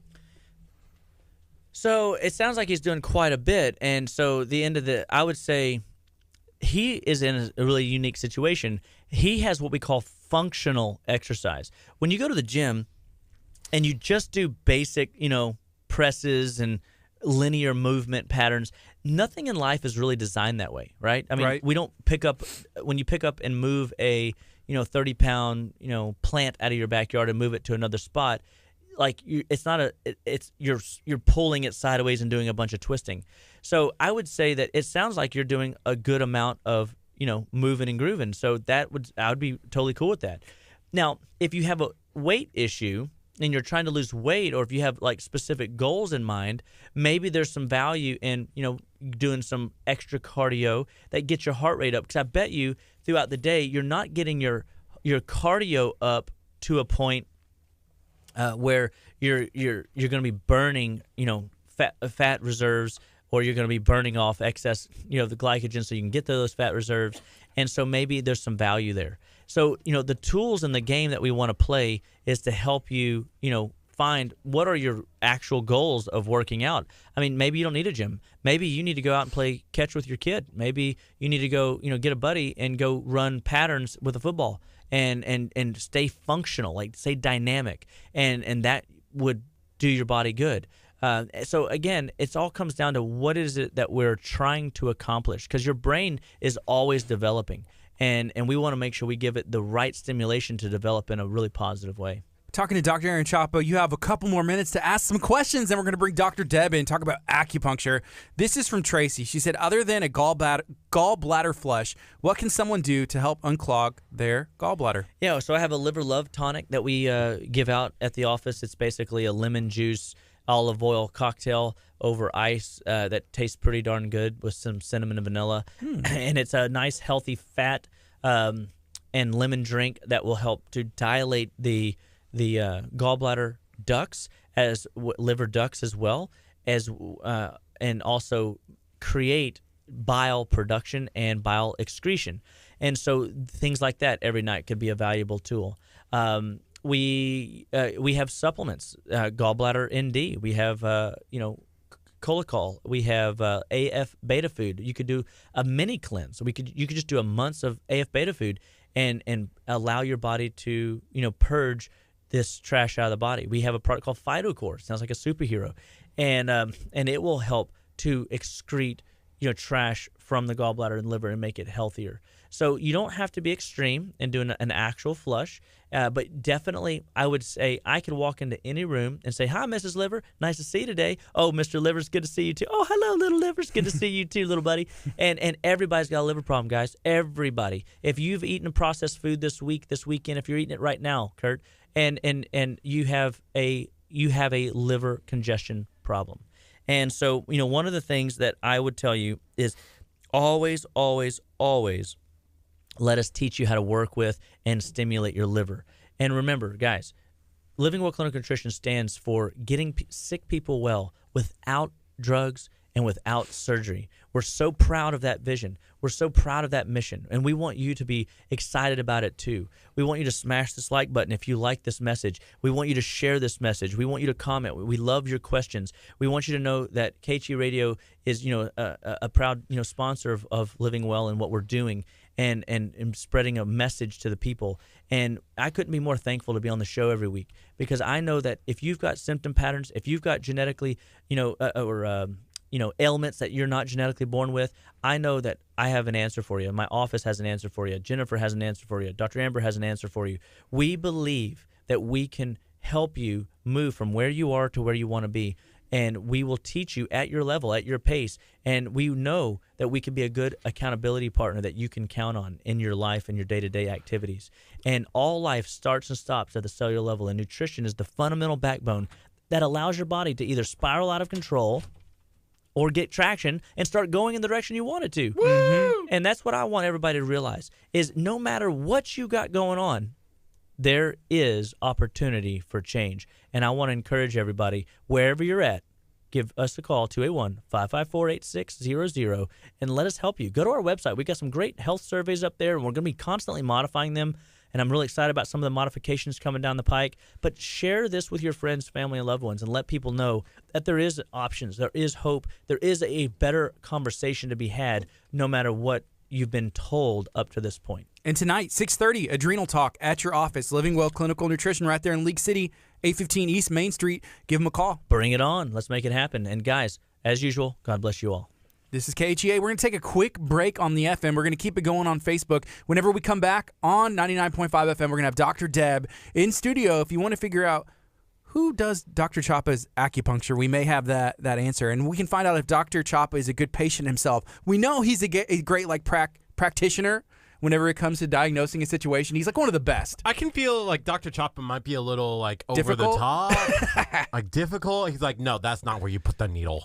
I'll do it myself. I'll do it myself. Put the needle in myself. No, I'm actually a great patient. I lay on that table and I just want to like jump on and hey, needle me up, put me to sleep. You know, that's how I would roll. Is that what we need to do every time you come in here? I got you. I'll ask Dr. Deb. Give me like some pointers.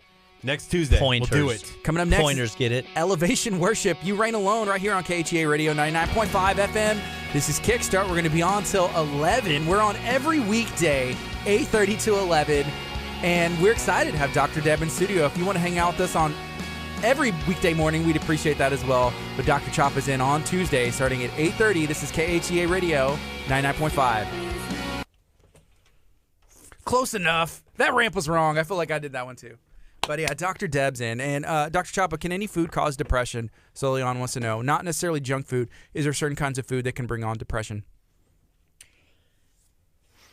I would say sugar could do it. Food dyes and chemicals could do it. I think that anything that can create a spike in insulin could do it. I think that these are the things like, and then obviously food, like your top 4 most deadly food additives. So like artificial sugars, MSG, high fructose corn syrup, partially hydrogenated oil could definitely be a player. Anything, because those things cause congestion in their neurotoxins. But you mix those with a lot of the medications. I mean, I was talking to a psychotherapist the other day, and they said that, you know, statistically, it's very proven that psychiatric medications literally have less than a 10% effective, rate in the body. And then we just keep stacking these things on, and then all of a sudden we have people, wanting to commit suicide, or we have people that are in worse state, and they just say, you know what, I'm getting off this crap, and then their life starts turning around off the drug, and they're better off with their own physiology. And so it's more of a chemical issue that drives depression. Now, I mean, there are things from our past where we do things like NET, neuro-emotional technique, where we can teach people how to get some of those emotional burdens under control, because we are all emotional beings. We all have toxins that we're dealing with. We all have biochemical burdens that we're needing to be addressed, and we all have structural issues that need to be worked on. And so that's the home run formula. If we work on all those areas, you won't have depression. But specific foods, I would say it's more of the inflammatory processed foods, the junk food, the sugar foods, and the overabundance therein. I mean, a little bit's not going to hurt you, just like we talked about with the chemicals. Yeah. But an abundance of it would definitely take its toll. Gotcha. Thank you, Dr. Chapa. Yep. You're Peace the best. out. You're the best. We're going to have Dr. Deb.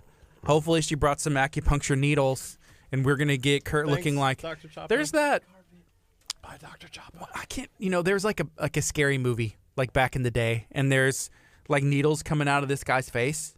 So that's what we're hoping. No, nobody. Okay. I don't know. I never saw it myself. You can sit in this one right here. We got Dr. Deb. Hey, how are you doing today? I'm good. How are you? Doing pretty good. Good. Pretty good.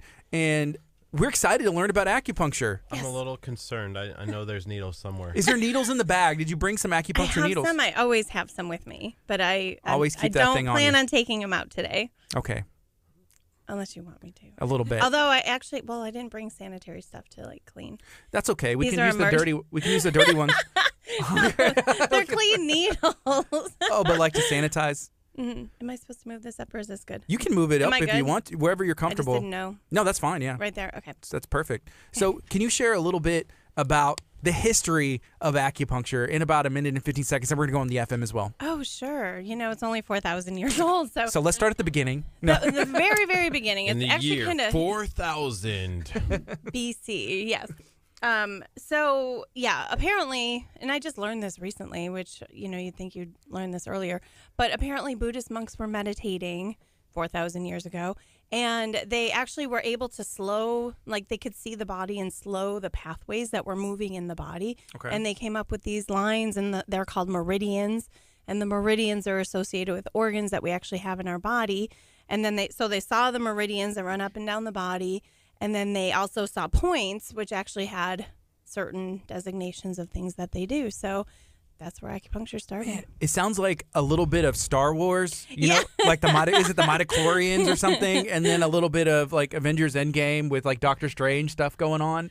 But if it works, it works. It works. And that's cool. And I'll tell you, like, you know, people question it, but there was a guy that they found in the Swiss Alps about 30 years ago. And he was from 4,000 years ago. And he actually had tattoos on his body in certain places with the acupuncture points labeled. So, like, the point here is good for headaches, and he had headache tattooed there. So he actually was using that because he had a bunch of illnesses, and he kept using those You points. said they found him in the Alps? In the Swiss Alps. So was he frozen? Frozen for he froze to 4,000 death, years. and he was preserved. And they found, you know, tattoos that he had put on his body. You can Google it, Iceman, Swiss Alps. Cool. And then there's other points like digestion and, you know, fertility and a whole bunch of points that they found on his body. And those are actually points that we currently use today for the same conditions. Awesome. So we have about 15 seconds. We're going to go on the FM right now. So we're going to be finding out a lot. If you have questions, feel free to ask. And we'll get those asked to Dr. Deb. 20 and 21. Good morning. You're listening to KHEA Radio 99.5 FM. This is Kickstart. I'm Gardy. And I'm Curt. Are you sure you're Curt? I'm Curt. Okay. It's 10:04 on a Tuesday. We've had Dr. Chapa in. He's in every Tuesday, 8:30, you know, to 10 o'clock, 9:30, depending on what he has going on. So right now we have Dr. Deb, which you are familiar with Dr. Chapa, correct? Oh, of course. Okay. I love him. Does he come and visit you sometimes? Sometimes. That's what he had told us. He had actually shared. Before he comes back, because I heard something about him coming back. Is he a good patient? I can't talk about that. It's a HIPAA. patient, you know, confidentiality thing. If he's a good patient, just nod your head. Blink Let me once. not move. Yeah. So acupuncture. Yes. This is something that's been going on for a really long time. Mm-hmm. How long has this been, you know, documented? 4,000 years. 4,000 years. And has it changed, you know, from 4,000 years till now? Is there still like the same basics? The same basics. There are acupuncture gurus who have come up with their own styles of things. So there's, you know, classical 5 elements. There's TCM. There's microacupuncture 48. There's Dr. Tan. There's Korean style, Japanese style. So there's like derivations of it all, but essentially it's from the same source. How did you get into this? Okay, so I was in sales. I'm going to date myself here. I actually used to sell yellow page advertising. That was a long time ago. But one of my clients was an acupuncturist, and so doing advertising, it's my job to understand her business. So I was asking a bunch of questions, and I was like, oh my God, I needed to go myself as a patient. So I started going, and I literally went once a week for 5 years, and I just loved it. I loved what it did for me, and I don't know, I was at a party drinking some wine and having a good time, and someone asked me if I wasn't in sales, what would I be doing? And literally it just came out of my mouth. I'd be an acupuncturist. So what were you dealing with whenever you decided to make that change and Sure. pursue that? So I was in sales. I drove a lot. I was in like the Metro DC area and lots of driving. So I was in my car for a good 3 to 5 hours a day. So back pain, knee pain, you know, just pain from stress, a little bit of depression, some anxiety from all the driving and all that kind of stuff. But it just changed my world. Like I was so happy after starting it. Yeah, so you started getting treated by an acupuncturist, and you saw all those things like slowly change. Did it instantly, you know, get better? How does that work? Well, and I will from the first visit, I actually got back in the car. My first appointment was at 3 o'clock. And I got done about 4:30, 5 o'clock in Metro DC traffic. And I'm sitting in traffic, and I have the craziest, cheesiest smile on my face. And people probably thought I don't even know what they thought, but I was just so happy. From the first session, it made me so happy. So I was like, man, You're a believer, like from then on. absolutely, yeah. Okay. Yeah. And then obviously, to start that path, you had to do some training, go to school. Mm-hmm. And what does that look like? So, generally speaking, in order to practice and be a licensed acupuncturist, you need a master's degree in Oriental medicine. And there's about 100 schools in the country that actually teach acupuncture. There's one up in Houston, too. I went to the one in Maryland. So the master's program, depending on the school, it's like a 3 to 4 year program. And then there's Chinese herbs. So I took a certificate in Chinese herbs, and then I ended up getting my doctorate. So essentially, it was 8 years worth of studying to become a doctor of Oriental medicine. Wow, that's awesome. Yep. So there's a couple comments, and this is one: acupuncture. It's scary, and then someone else is like, it works. And then people are wondering about, like costs and all kinds of stuff. Sure. But is it scary for somebody? No. I don't think so. What do you think? I don't think so at all. I think I've had patients. I've been up in Austin a time or two, and I have a friend up there who would always harass me about trying to get on a acupuncture routine with somebody, and it doesn't hurt. I mean, it is very relaxing. It's very energizing, and it's, I think, quite amazing.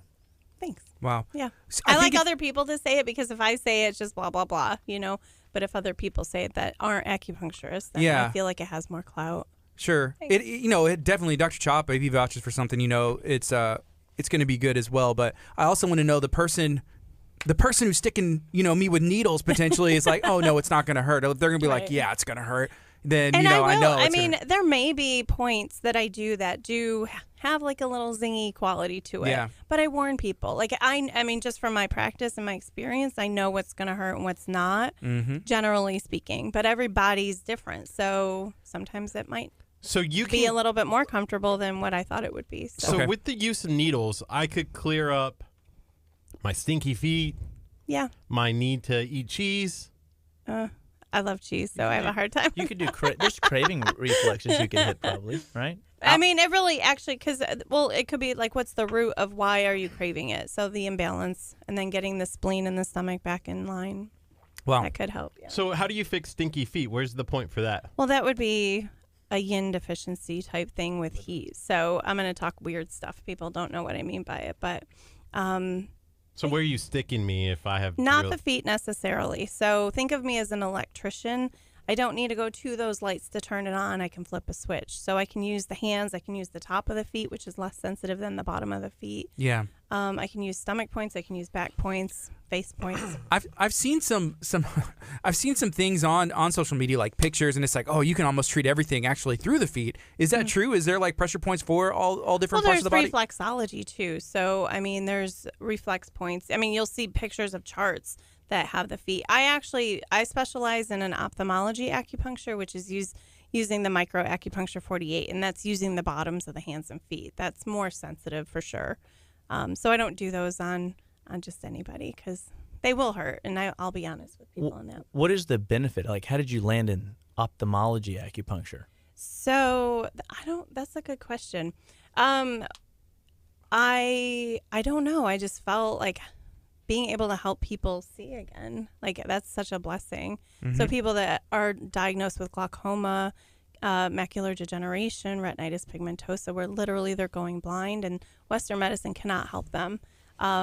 I learned of this doctor, Dr. Andy Rosenfarb, and he's been doing it for 20 years, and there's people that travel from all over the world to come see him to help with their eye conditions. So I don't know, it's just really, like, how cool is that to be able to do that? So somebody's a new patient, they come and want to schedule an appointment.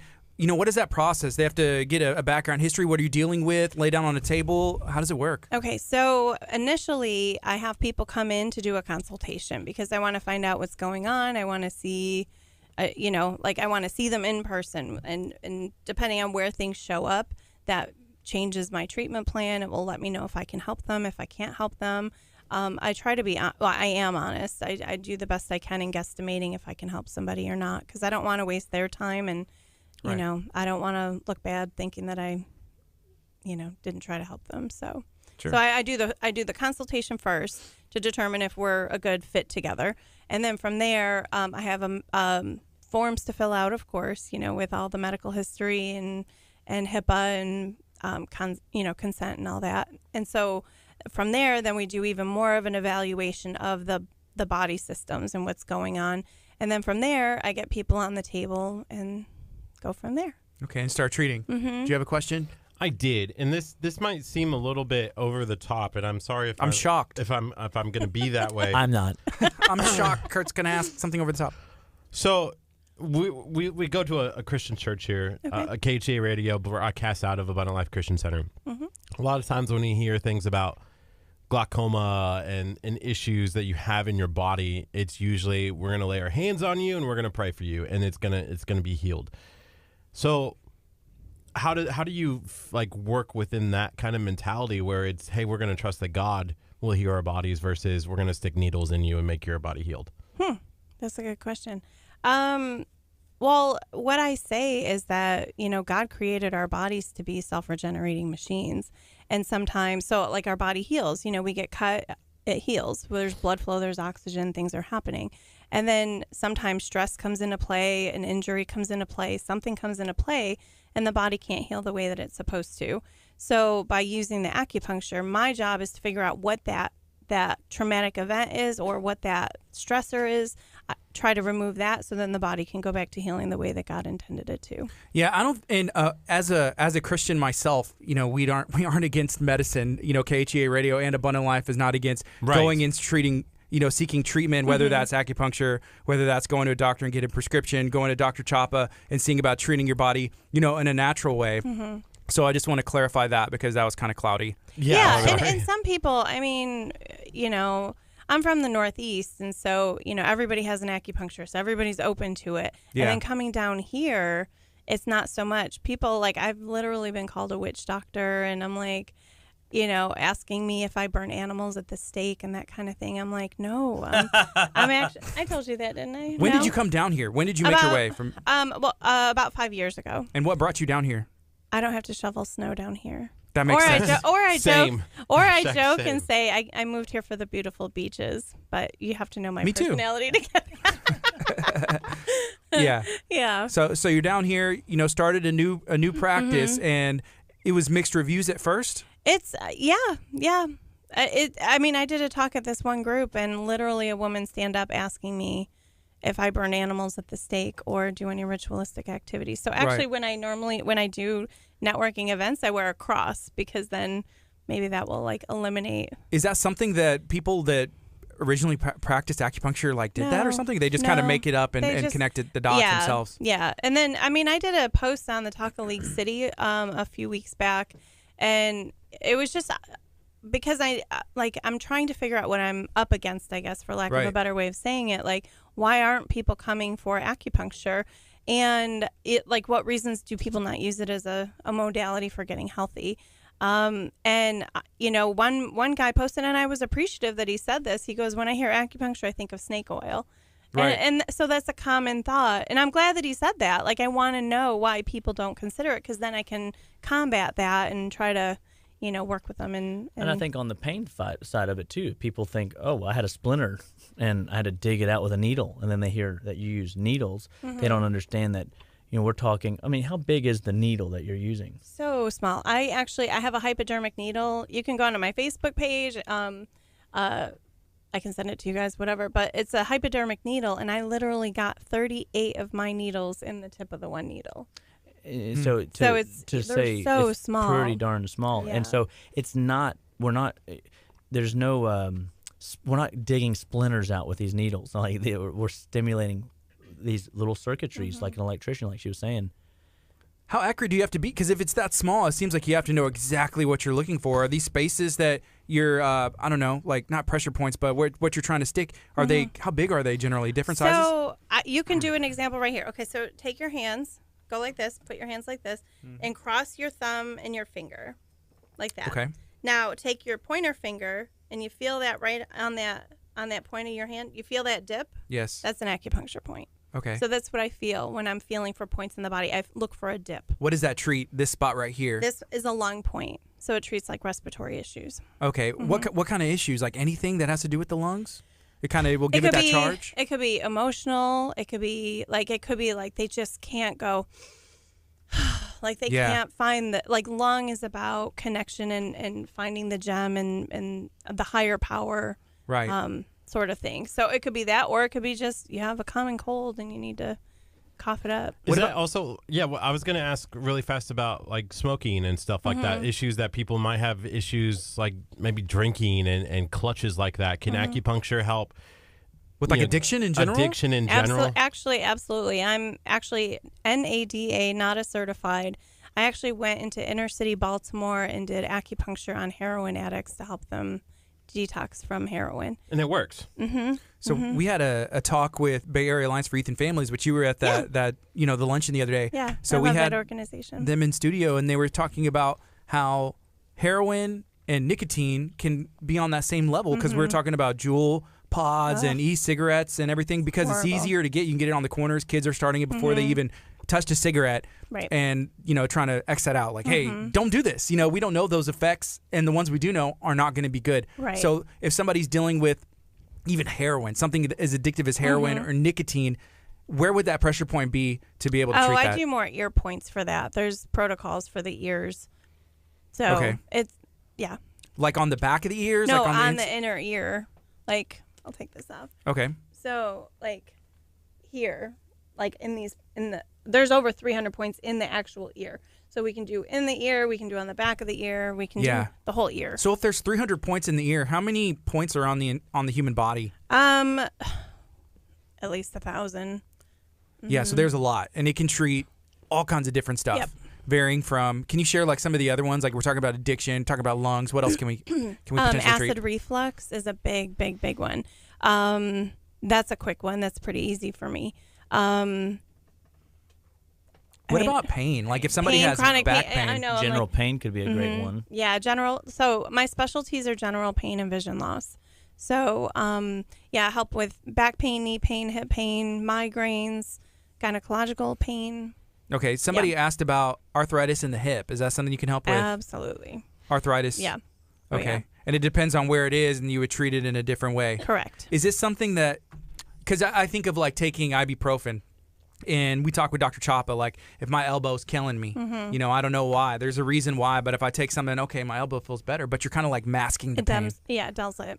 Okay, and so that's what like acupuncture will be able to do that naturally. No? It can dull it, but it gets to the root of why it's happening in the first place. Okay. Okay. Cool. Yeah. And because that's just a branch that shows up. It's a branch of a tree. What's the root problem? Those are like check engine lights, and a lot of people put Band-Aids over check engine lights. Yes, and those check engine lights are there for a reason. Sometimes we need to know why. Exactly. So Solion has a question. He said acupuncture can really help drug addicts. Do you think they should do that in maybe like jails or prisons? I actually, when I was in Maryland, I went to Howard County Community Jail and did acupuncture on the inmates. What was the feedback that the inmates gave? Oh, they loved it. It was actually because it's a horrible setting. I mean, to be in that. I mean, even just walking in and being there, it's like, it's kind of weird. But living in that atmosphere all the time, number one, it helps with stress, anxiety, depression, helps with body aches and pains, and it also helps with the addiction factor of just breaking that connection to whatever got him in there in the first place. So when we were at the Bay Area Alliance for Youth and Families luncheon the other day, you spoke. You did a little demonstration as well. I came up and wanted to see, and those needles are very tiny. Right. Somebody mentioned it's like smaller than a hair. Yes. But there was a couple people that stood up and said, I have a question or I have a statement. And they were vouching, saying like, hey, I think it was gallbladder. Somebody had gallbladder that was about to be removed and a daughter did. Do you remember that story? Can you share that? So let me think. This patient came to me. She was having gallbladder issues, and she was dead set on getting her gallbladder removed, which I really try to encourage not having body parts removed if possible, because God gave them to us for a reason. So, but she was gung-ho on getting the surgery, but with acupuncture, it actually got her body physically ready to endure the surgery that she had, and then the recovery process was like super quick, because sometimes recovery from that is not as quick as it could be. Not at all. Wow. Yeah, so she recovered super duper quick. So I guess you can use acupuncture in cohesion or with Dr. Chop, or even like with Absolutely. surgery, if you want to do that option, it can help you recover faster. Correct. Okay. That's awesome. I treat a lot of oncology patients too. What's that? Cancer patients. Okay. So people that are actively going through chemo or radiation, and then people that are maybe they're cleared of having the cancer diagnosis, but they have to take the drugs afterwards to make sure the cancer doesn't come back, and it causes a lot of pain in the body. So. Well, chemo can be pretty devastating, because I think if I understand it correctly, it tears everything down. And so, what kind of points are you looking for, and what are you treating for if somebody's going through chemo? So a lot of yin points. Like you've heard of yin and yang. Yes. So yin is the cold, dark, wet, the substantial part of us. The yang is like, woohoo, let's party kind of side of us. So the yin is being depleted considerably with cancer. So especially with all the chemo and the radiation, it's all hot and it's all toxic. So we want to rejuvenate the yin, and it allows the body to cool and recover quicker. Okay. And this is Amber. It sounds very weird, I know. Amber has a question. She wants to know, does acupuncture help with detoxification? Yes. So you can use it like if you're on a program with Dr. Chop. Absolutely. Okay. And literally I actually, so I was trained classical 5 elements, which is more mind, body, spirit. So it's like, how is someone showing up in the world? So generally speaking, the first few treatments when people come in, I do detoxes.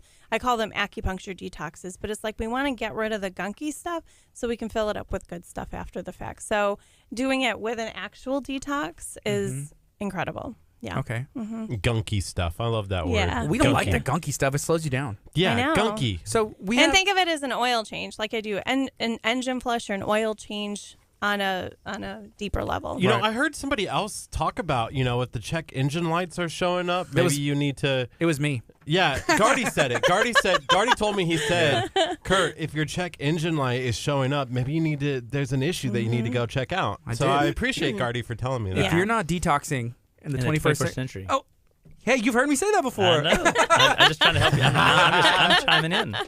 So whenever it comes to sinuses, what kind of treatments and points can you look for to help with sinuses, like gunk coming out, maybe spots on your noses, looking like Rudolph? Wow. I have this spot that shows up every 2 months Really? on the tip of my nose. It comes and goes. This last time it left a spot, it left a scar. It's scarred over. But yeah, every once in a while this red dot just shows up. He also picked at it, but it did show up, and then it would heal in sinuses, constant sinuses, sniffing in the mic, coughing, sneezing when he walks in. Gardy just basically wants an acupuncture to make Curt a different person. Can we make him a little less Curt-like? Is there a pressure point? No, but is there something for sinuses that you can do? Absolutely. Yeah, there's points that I do right here and right here. And some people look like little kitty cats when they're on the table. And but literally within seconds you can feel it just draining. And people are like, "Oh my God, that's amazing." Can we try that right now? Because I feel like I have a lot of gunk today just sitting there. I don't have any alcohol swabs or anything. I don't have any in my. I got some coffee. We can swab him with coffee. Let me see what I have in my purse. Because that's very important. To make sure that you cleanse and have all the appropriate items and needles and I think it goes to show, there is a process. I mean, it's not like a barbaric, burning animals at the stake, who somebody was saying. Can I look at these? Yeah. And I think it's a tool. Are those the needles? Yes. Can you get me on the camera? Acupuncture's a tool, and the tool is to allow congestion and the gunky stuff to be mobilized and to get it out and out of the way. And whenever we have things not stuck in our tissues. So in each our body package, works there's better. 10 needles. What? Yeah. 10 needles. crazy. And actually, for the people at home, Curt, these look why sharp. don't you I'm scared. put a penny next to it so people can see how small it is? Okay, well, I'm going to show you guys one more time just how big it is. Okay, so here's a penny. Curt, what are you thinking? Can you see this shot right here? You can kind of see the needles, and you could fit probably all of these needles. If there's 10, there's 30 needles here, and it still wouldn't be as big as the penny. So there's a lot going on right here, and looks like you can travel really easily with these. But yeah, if there was some alcohol swabs. That's why they're always in my purse. I dropped a penny. Curt, how do you feel about acupuncture now? I'm still scared. Are you looking for a penny though? It's just a penny. I dropped her penny. It's not just a penny. It's, you can leave it. It's my mine. contribution. I'm scared of this. So do you want me to do it? I can. Well, I think Gardy wants to try it, and I think I want to try it. But do you I have want sinus stuff? Well, not like this guy, but yeah, I kind of do because after the barges issues, was going on. I kind of had like a little bit of a scratchy throat. I've been having headaches. I don't ever get headaches. The only cause of headaches that I normally have is from Curt. And so whenever I'm on the edge of getting a headache and that barge spill happens, I feel like it threw me into the next level. Like we were talking about, if I'm dealing with a pre-existing Curt issue, and then I had the gasoline smell come into my house like in the middle of the night, and I was just like, oh, it pushed me right over to the edge. And that's what I'm dealing with. But I also have thumb issues. Like I have arthritis in my thumb from basketball. That's constant. I got little stuff going on, but I would try it if you guys want. I want Gardy to go first. Okay. And I'll go second. Okay, let's take a break on the FM. This is 99.5 FM, KHEA Radio.com. It's Kickstart. Stay tuned. When we come back, if we come back, we'll be talking about our experience with acupuncture. This is Sidewalk Prophets Prodigal on KHEA Radio 99.5 FM. Yeah, if you want to go check out behind-the-scenes action, go find our Facebook page at KHEA Radio. You can also listen to us anywhere in the world at KHEARadio.com. Okay, so no one's going to sue me if anything goes bad. Normally I have people sign consent forms. I'm going to put it in here. You're a witness. I will not sue my wife, May. I saw Miss Alicia. She'll thank me. Bye, Choppa. Miss Alicia tuned in from the back because she's probably like, I want to see this acupuncture going on. We have the staff tuning in. Right? Okay, so, all right, I'm coming over. Do I need to take my headphones off? Well, if you want sinus stuff. I can do some sinus stuff. Can Curt talk? I'll talk. I'll walk them through it. So Okay. right now, Your glasses. and can you put Jennifer's intern mic on as well, so then Jennifer and I can talk kind of a little bit about what's going on? Talk real quick, Jen. Hello. She's like, yeah. And then, ooh. So I'm gonna start- So I'm gonna do it- right now you're watching. Can we get a mobile cam like going? somebody Do you should have film it. mobile I cam don't on have your? mobile cam. Oh man, okay, I have Dang, mobile cam. sorry. No, you're good. So we're Gardy's right now getting I close my eyes. Acupuncture. Hold the his needles phone ready to go. So he's, because Jen- I'm gonna need his hand. Ah, Wait, I got it. It's okay. I just won't film it. We'll go. Okay. So And I clean my hands. So let me get a close-up shot here. you ready? Yeah. here goes. Oh! Oh my gosh! There's a needle There's sticking a- out of your hand. There's a needle. Not bad. Oh my gosh! This is intense. So right now, there's another. Oh my Okay, gosh. I probably shouldn't. How is that? Can I show? Where's the camera at? It's on your camera. Oh my gosh! So What? there's 2 little needles. What is What happening? is going on? Do you feel it? Well, I felt it stick in there, but it was like somebody pinched Like me. a tweezer. I don't know if I like a can do tweeze. this. Like an eyebrow. That's what I say. Wow. I Now, don't- These are ouchier points. So Okay. You might flinch on Ouch these. here. All right, if I'm I wearing- flinch, I like that word. If I flinch, don't judge me. Okay. And believe me, I flinch when I get these. But you'll feel the draining. Okay. How's that? Whoa. Okay, so now they're sticking inside of How's that? Gardy's face. Right. Oh my It's gosh! a little hurt. Yeah. But like, It's a little. He just said it's a little hurt. Is it like it's a little Curt. a similar Right. size of like a pore? Is it that small? Oh, that one Wow. was Okay, that's it though. And here, this is a nice relaxing one. Ooh. the most. Okay. How's that? Well,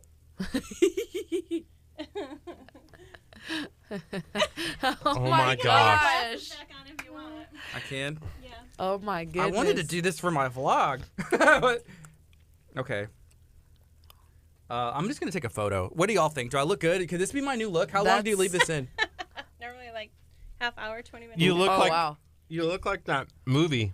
The one that I was talking about? Yes. What's that movie? It's like a scary movie. Hellraiser? Yeah, okay, that's the one. Anybody else? I will do it. You will? I will do it only because I want. Okay, I'm gonna put my glasses on. How long will my glasses sit? Because I And can't really actually, see. I mean, do we have napkins in here or tissues or cotton balls? Do we have? I thought we had paper Just towels. for when we take it out. We don't. I don't think. Will this- you go find us? Is there some a paper pressure towel? point Callie wants to know that'll get Curt over his fear of needles? Maybe. We can try. Okay. So what do y'all think? You know, after seeing that, it's pretty simple. You just gotta chill. ready? I feel like this is gonna. Can y'all let me know? Is this gonna like knock the needle? Uh-uh. It won't. You'll be fine.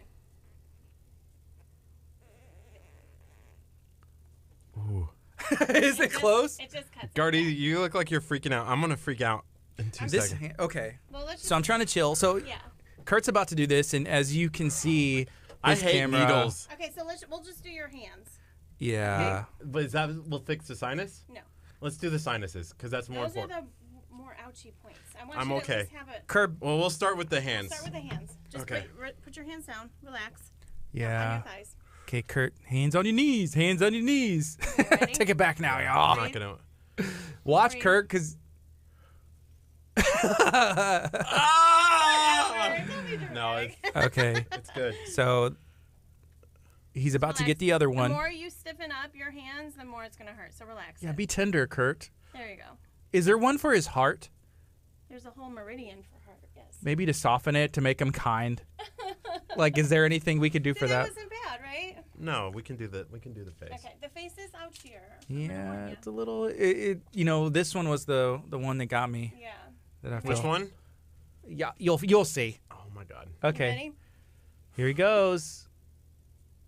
Oh, that It didn't go in, yeah. did It it? didn't go in here. Kurt, don't you moved a little much. Can you stay still for like 2 seconds?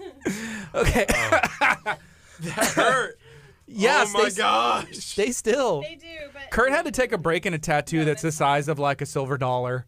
Well, and that's the funny thing is, I get people who are covered in tattoos. Yeah. And they'll be like, I'm afraid of needles. I'm like, this isn't anything like it. That's what they tell me about shots. Like, We're well, gonna it's use the different. tube. But it No, feels like a pinch. a little bit. Okay. There we go. Okay, Okay. not too bad. You gonna Kurt, survive? what do y'all think? Is he doing okay? Is he going to survive this? Can we do one in his eyelid? Oh my gosh. Oh, so this is like it's a thing that puts it in there. It is, and I'm just using it on him because Stabilizer. just to kind of Quick and easy. yeah, Quick and easier.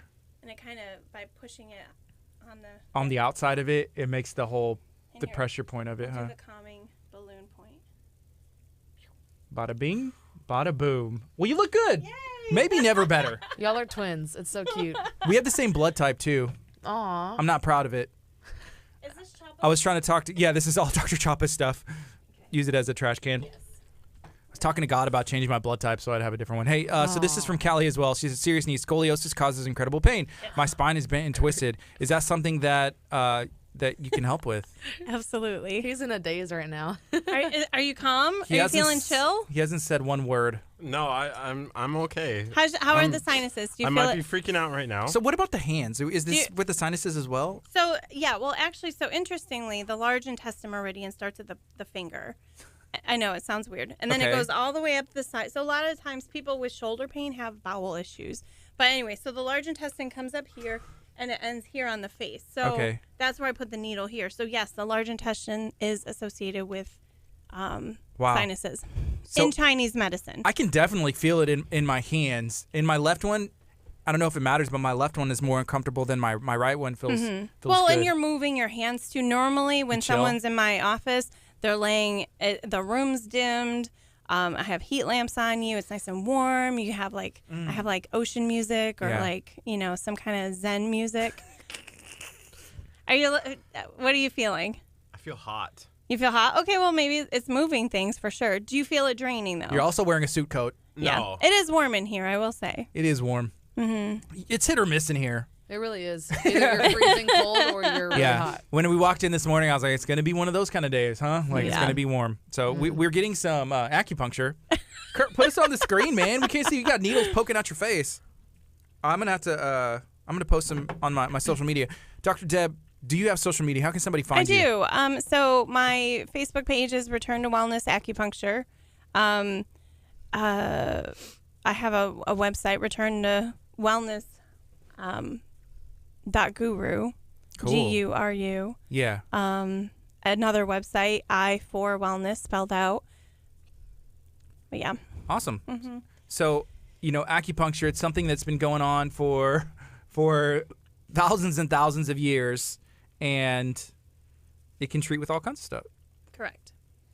So everything from my goal is to get people off of medication if possible because My eyes feel heavy. You're about to go to sleep? Acupuncture gives your body what it needs, so you might be tired. Do you sleep well? No. That's why. He stays up playing video games. That's why. He's like, oh, He needs no. a nap. Gardy forces me to edit videos at midnight. Yeah. I need that more. I need more. But is there like a harder work? He's Like, really chill right now. Yeah. I'm sorry. I'm falling asleep. I literally am. Are you really? I'm Amazing. falling asleep. You can clearly see that acupuncture helps with sleep disorders too. Will, so I Oh, guess absolutely. I have a lot of people that come from insomnia. Do you want me to take the needles out? No. I wanna What, take do you want to a- lay He just wants to take a nap. He just wants an excuse. lean back in the chair at least? There you go. It's not the first time he's leaned back in that chair. I will say that. He got choked out of that He's chair. so chill right now. He's gone for the rest of the day. Yeah. I'm trying to stay awake. Seriously? Trying to talk in the mic. Yes. Move your mic closer to you. Wow. Sorry. No, he's so chill. Look at him. Big smile on your face. I love it. He's a drama queen. Oh man. I am not being dramatic. This is like It really, how I'm I mean, acupuncture gives your body what it needs. So if you're tired, it's going to be like, whew, it's going to help put you to sleep. I've never seen it so quickly, but you know. He's dramatic. He's just No, I literally want to fall asleep. I literally want to just like pass out. What do you want to do? I want to hit you in the face. Oh my God. I want to push the needles in further. That's what my body. No. I feel good. I feel good, but I don't feel sleepy. And everybody responds differently. So that's why, like, I could do the same. I literally did the same thing on both of you, and you have different reactions. Yeah. Because you're two different people. So I never treat two people the same. There's no way to do it. I also feel like I'm being more careful right now, just Well, because yeah. like I have this stuff in here, and so for me, I feel like I'm being like cautious and just like alert. Sure. You know, like And you literally have needles in your face right now. So yeah. right. And normally, like for me, because I'm actually a baby when I get acupuncture myself, and I don't move. Like I'll lay there perfectly still. I do not move. So Yeah. you know, like just because you go between tendons and muscles, and What? He was like, his eyes were closed for like 30 seconds, just sitting there. I'm shocked. yeah, no, it really does help with sleep and insomnia. So Okay. So if you're looking to get some better sleep, deeper sleep, would you get this like the day and then it's like you're going to sleep good that night? Does it hopefully, keep lasting? I mean, there's some people. I mean, I was treating this one person. He went like 8 days without sleeping, and you could go crazy. I mean, literally, it's not good to not sleep. So, yeah, he actually did. He fell asleep on the table, and then he slept like 13 hours that night. Oh, I thought he slept 13 hours in your office and be like, No. you got to go. No, and no, Yeah. no. So I also feel so. I was talking to somebody yesterday that I just was dealing with. I feel like, man, I just feel super stressful. You know, I went home at like 4:30 yesterday after being Work. here after work, and I was like, usually 4:30, like getting out of here at 4:30 is like usually doesn't happen. But lately I've been trying to force myself, like, hey, yeah, you could be here for a while, but get out of here by 4:30. You know. And yeah, I left and I was just like, I'm super stressed because I could have probably stayed all night and worked on stuff until like 2 and still not accomplished everything. So I was like, man, I just feel super stressed. Right now, I don't feel stressed, even though I have this major project that I need to get done. It's well, good. and the cool thing is, so acupuncture helps with stress. I went for stress. That was one of the main things, stress and a bit of anxiety when I first started going as a patient. But when we address the stress, then it actually clears up your mind, and then you can get to your projects more clearly, and then you're more efficient when you do the work that needs to be done. I wonder, are people who are watching right now on our Facebook Live, I'm this sure the needle people falling on the out or FM no, are it's really concerned Ooh, right that- now. They're like, where did these guys go? You're But I wonder if they what they think about what we That's look a good I'm shot. sure I know. Wow, that's a good shot. That's funny. Kurt, I feel like I can't even imagine how long it would take you to get a project done if you regularly got acupuncture. It could Oh, cut it easy. down in half. You think so? I'm serious, because when you're less stressed, because when you're stressed, it's like you have, like in Chinese medicine we call it phlegm in the brain. Okay. You know, so think of phlegm. It's gross and icky and, you know, so and that's in our brain. If we're foggy, then we can't do a task as efficiently as possible. So when we get that phlegm to go away, then you're more clear, more efficient, get things done a lot quicker. Yeah. I feel my ears just popped. Oh, good.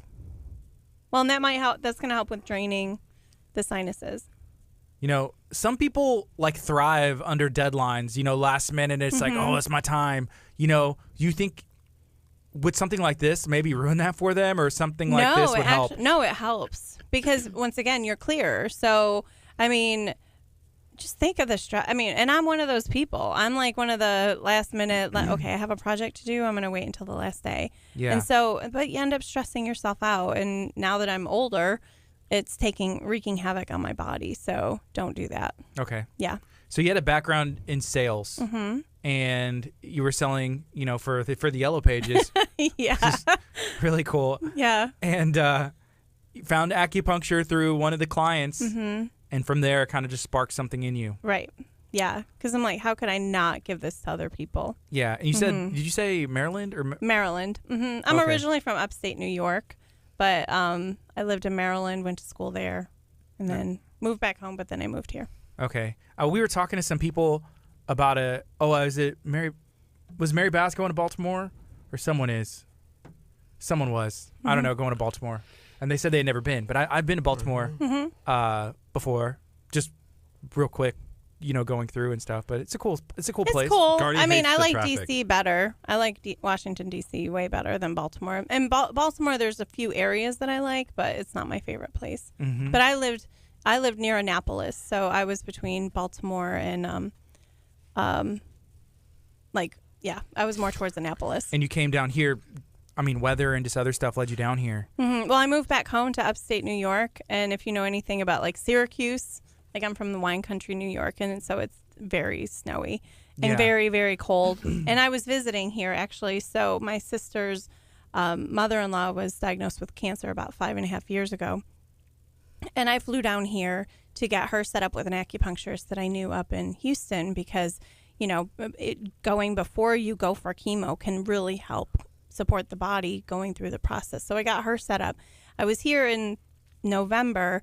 I left like December 5th. It was 70 degrees here. I flew back home, flew into Rochester. It was 20 degrees with 2 feet of snow. I'm like, Nope. and then I literally was like, God, give me a sign. Should I stay here or should I move to Texas? And I got my sign within 3 hours. Wow. So I was like, wow, he's never answered me so quickly. It was pretty exciting. Yeah. Yeah. So I just picked up and moved 2 weeks later. Is there anything else that works hand in hand with acupuncture, kind of like, you know, Dr. Chapa, like the sure. detoxing? You know, are there any other examples you can think of? Massage works. Hypnotherapy works with it. Yoga. I mean, people like to do yoga. You know, something else that I think I remember from that Bay Area Alliance luncheon was somebody asking about insurance. Does this work with insurance? Yes. So I currently take Blue Cross Blue Shield and United Healthcare. Yeah, and those He are looks so chill. those are like the big, like two of the big ones. Two of the bigger ones, yeah. So would you have to get referred by your? You could just go in insurance card and it'll. Okay. Yeah, as long as someone has chronic pain or has seen a doctor, then I can treat them without a referral. Okay, cool. Yep. So that's always a big question. Like, hey, does this work with my insurance? And even flexible spending. So some people may not have. They might not have Blue Cross Blue Shield or United, but if they have flexible spending or the health savings accounts, that can cover it too. Okay. Yeah, and those health savings accounts are pretty cool. I know a lot of times if your employer may match it or like a portion of it. Oh, yeah. And then you can use that for anything like acupuncture services. Well, actually, it's interesting. After I sold Yellow Page advertising, I worked for a company called Paychecks, and they set up payroll for businesses. But I went in after the payroll was set, and I set up 401k plans and FSA accounts. So I know all about the FSAs. Yeah. So it's funny that I'm on the other side and taking it now. So How long do you leave these in for? generally about 20 to 30 minutes. Once they come out, what can you expect? You feel the same? No, I mean, most people feel different, you know, like, or at least kind of like a pep in their step, or maybe they feel a little tired. But at least, do you guys feel the drainage? Do you feel like your nose is cleared up or sinuses? I can breathe better on my left side. My right side's It's still working. is a little bit, it feels clogged. But I feel like that's normal for a lot of people. That people can only breathe through one nostril at times. They're like really good through one, and then it kind of switch. It's weird. Right. Depending, like when I'm laying down to sleep, I notice it all the time. I'm like, oh, I'm gonna lay on the other side because like all that stuff, I guess, is going to move to the other. Well, and the thing one. is, too, normally people are laying and they're relaxing and they're nice and quiet, but you're hypervigilant because you're on the radio show and, you know, you have to talk and move around. So when you come into my office, it's more of an experience. So then people relax a little bit better. Oh, my gosh. Got some needles. Y'all need to share this video If you're out. just joining us, This we're is the one receiving time- acupuncture. This is the one time that you'll see Gardy do something like this. Well, I did cryotherapy, and somebody asked about that as well. They said, hey, you know, acupuncture, cryotherapy, are they related? Can they benefit each other? They're not related. This one's like moving around. Don't touch it. Okay. Just leave it alone. I'm sorry. So Keep they're going. not related. They're not related. You know, there's some acupuncturists that are all about cryo. Chinese medicine in general, we're all about heat, not ice. So I don't really I don't understand it enough to be for it or against it. I tried it myself, and it really, I didn't notice anything. Yeah, I guess their whole thing is like taking an ice bath. If you're icing you're an athlete or you're working out or you have chronic knee pain, if you ice, they always say like, oh, put ice on it, you know? Yeah, and Chinese medical practitioners, we are don't. vehemently against ice. So, like, even people laugh at me whenever I go out to eat or whatever. Like, I don't want ice in my drinks. Really? Like, I never, yeah. And, like, if you injure yourself, like I've had a few people come in, they've sprained their ankles in the past week. And they come in and I have foot soaks in my office. And their sprains went away, like, real quickly. So, and it's heat and it's a hot bath. It's not cold. Okay. So, yeah. And think of, like, you know, people will have, like, rotator cuff issues. And the doctor will be like, put ice on it, put ice on it. And they do, and then 6 months, 9 months later, they end up with a diagnosis called frozen shoulder. Well, of course it's frozen because they put ice on it for 6 months. So, no, we put heat. Jennifer was like, I have sinuses, but I don't know about this. Yeah. Oh, you did. Whenever we walked in, you were like, oh, my sinuses. Yeah, And I've been like complaining about it. Oh. I have a lot of junk, so yeah. You haven't signed any paperwork to be an official intern, right? So if you do this, we can't get sued. That is very true. Yes. I will not sue anyone. I promise. I can do it for you if you want. Do you want to do it or no? Sure. Okay. Why not? Okay. I probably won't get this chance again unless I actually go to a real office. So Right? Yes. it'll be easy. So we're about to get a close Oh, up. glory. I don't have And- a camera for it. We're not about to get a close up. We're about to just hear Jennifer as her mic is on. I know. I'm just going to close my eyes when she puts it in my face because I feel like it's going to be. Okay, so just relax your hands. Okay, I do so- all the work. So we have received acupuncture, and we got 2 needles That's in our so hands. weird. It feels weird. One hand, and it'll be interesting to see how she responds. Kurt's kind of like Okay? Yeah. It doesn't hurt. No, does it? we're good. gone kind of like. What? I'm Like- here. Come out. I'm here. I'm here. Needles, I'm I'll here. just do- I got this. I'll do Okay. that one. Oh, yeah, that's not bad. No, it feels like a little pinch. Mm-hmm. It does. So I have It's 3. the part that's I'm not gonna afterwards be able that's to do really, that, but- I think, the best part. Is that good? Yeah, that's good. Wow, that's really weird. Okay. You look good. Okay, cool. You look nice. New makeup. Yeah. Oh man. So Exactly, I Madeline like said, "I love acupuncture. It's great for helping women with menopause." So Yes. that is Yes. an option as well. Yes. I feel great. Can relate. Oh, I thought you were like No. Kurt currently going through his Wow. menopause. That's the thing. Dr. Chop has talked about menopause, how it's different. Oh yeah. Wow. Yeah. And I Is guess it draining? I'm trying to figure it out. Trying to feel it out. Mm-hmm. Just Yeah. relax. Yeah. I can't even like. I want to sit up and do the show, but my body's like saying no. Just sit back and relax and Yeah. enjoy yourself. I feel more relaxed. What does the forehead one do? It's a calming. I call it like a balloon point where it's like you put it in, it's like. All right. Kurt's not even the camera shot, and that usually doesn't happen. He's like in the shot. It's his shot, but he's not in it. I can't move into it. I just want to sit here. Yeah.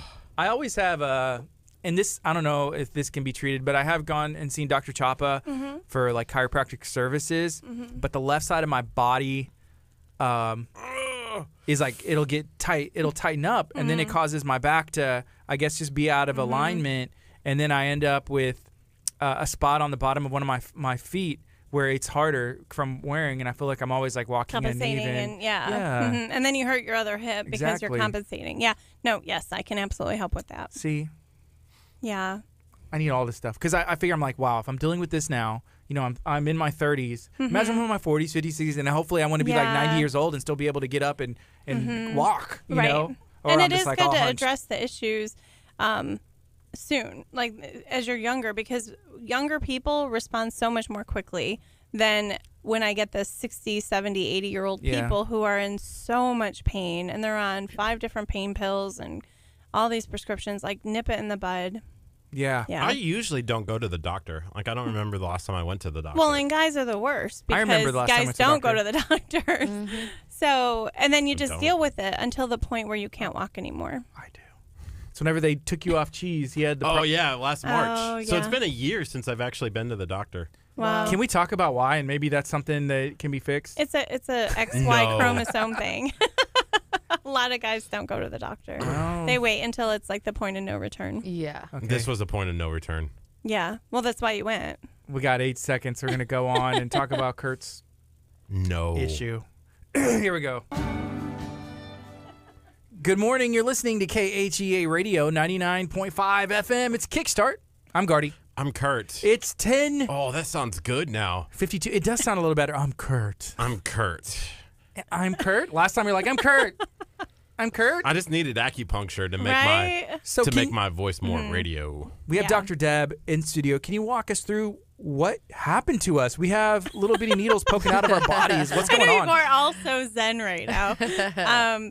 It just, I don't know. It's just, it gets the circulate. If you want to talk about it in terms of Western medicine, it's like we're getting the blood flow moving. We're getting circulation happening. So, and pain in the body is stagnation. So when things are stuck, it's not moving. There's going to be pain or stressors of some sort. So as we get the body moving, it's obviously going to relax it. Think of a dam. Think of a river. Okay, Yes. the river's flowing.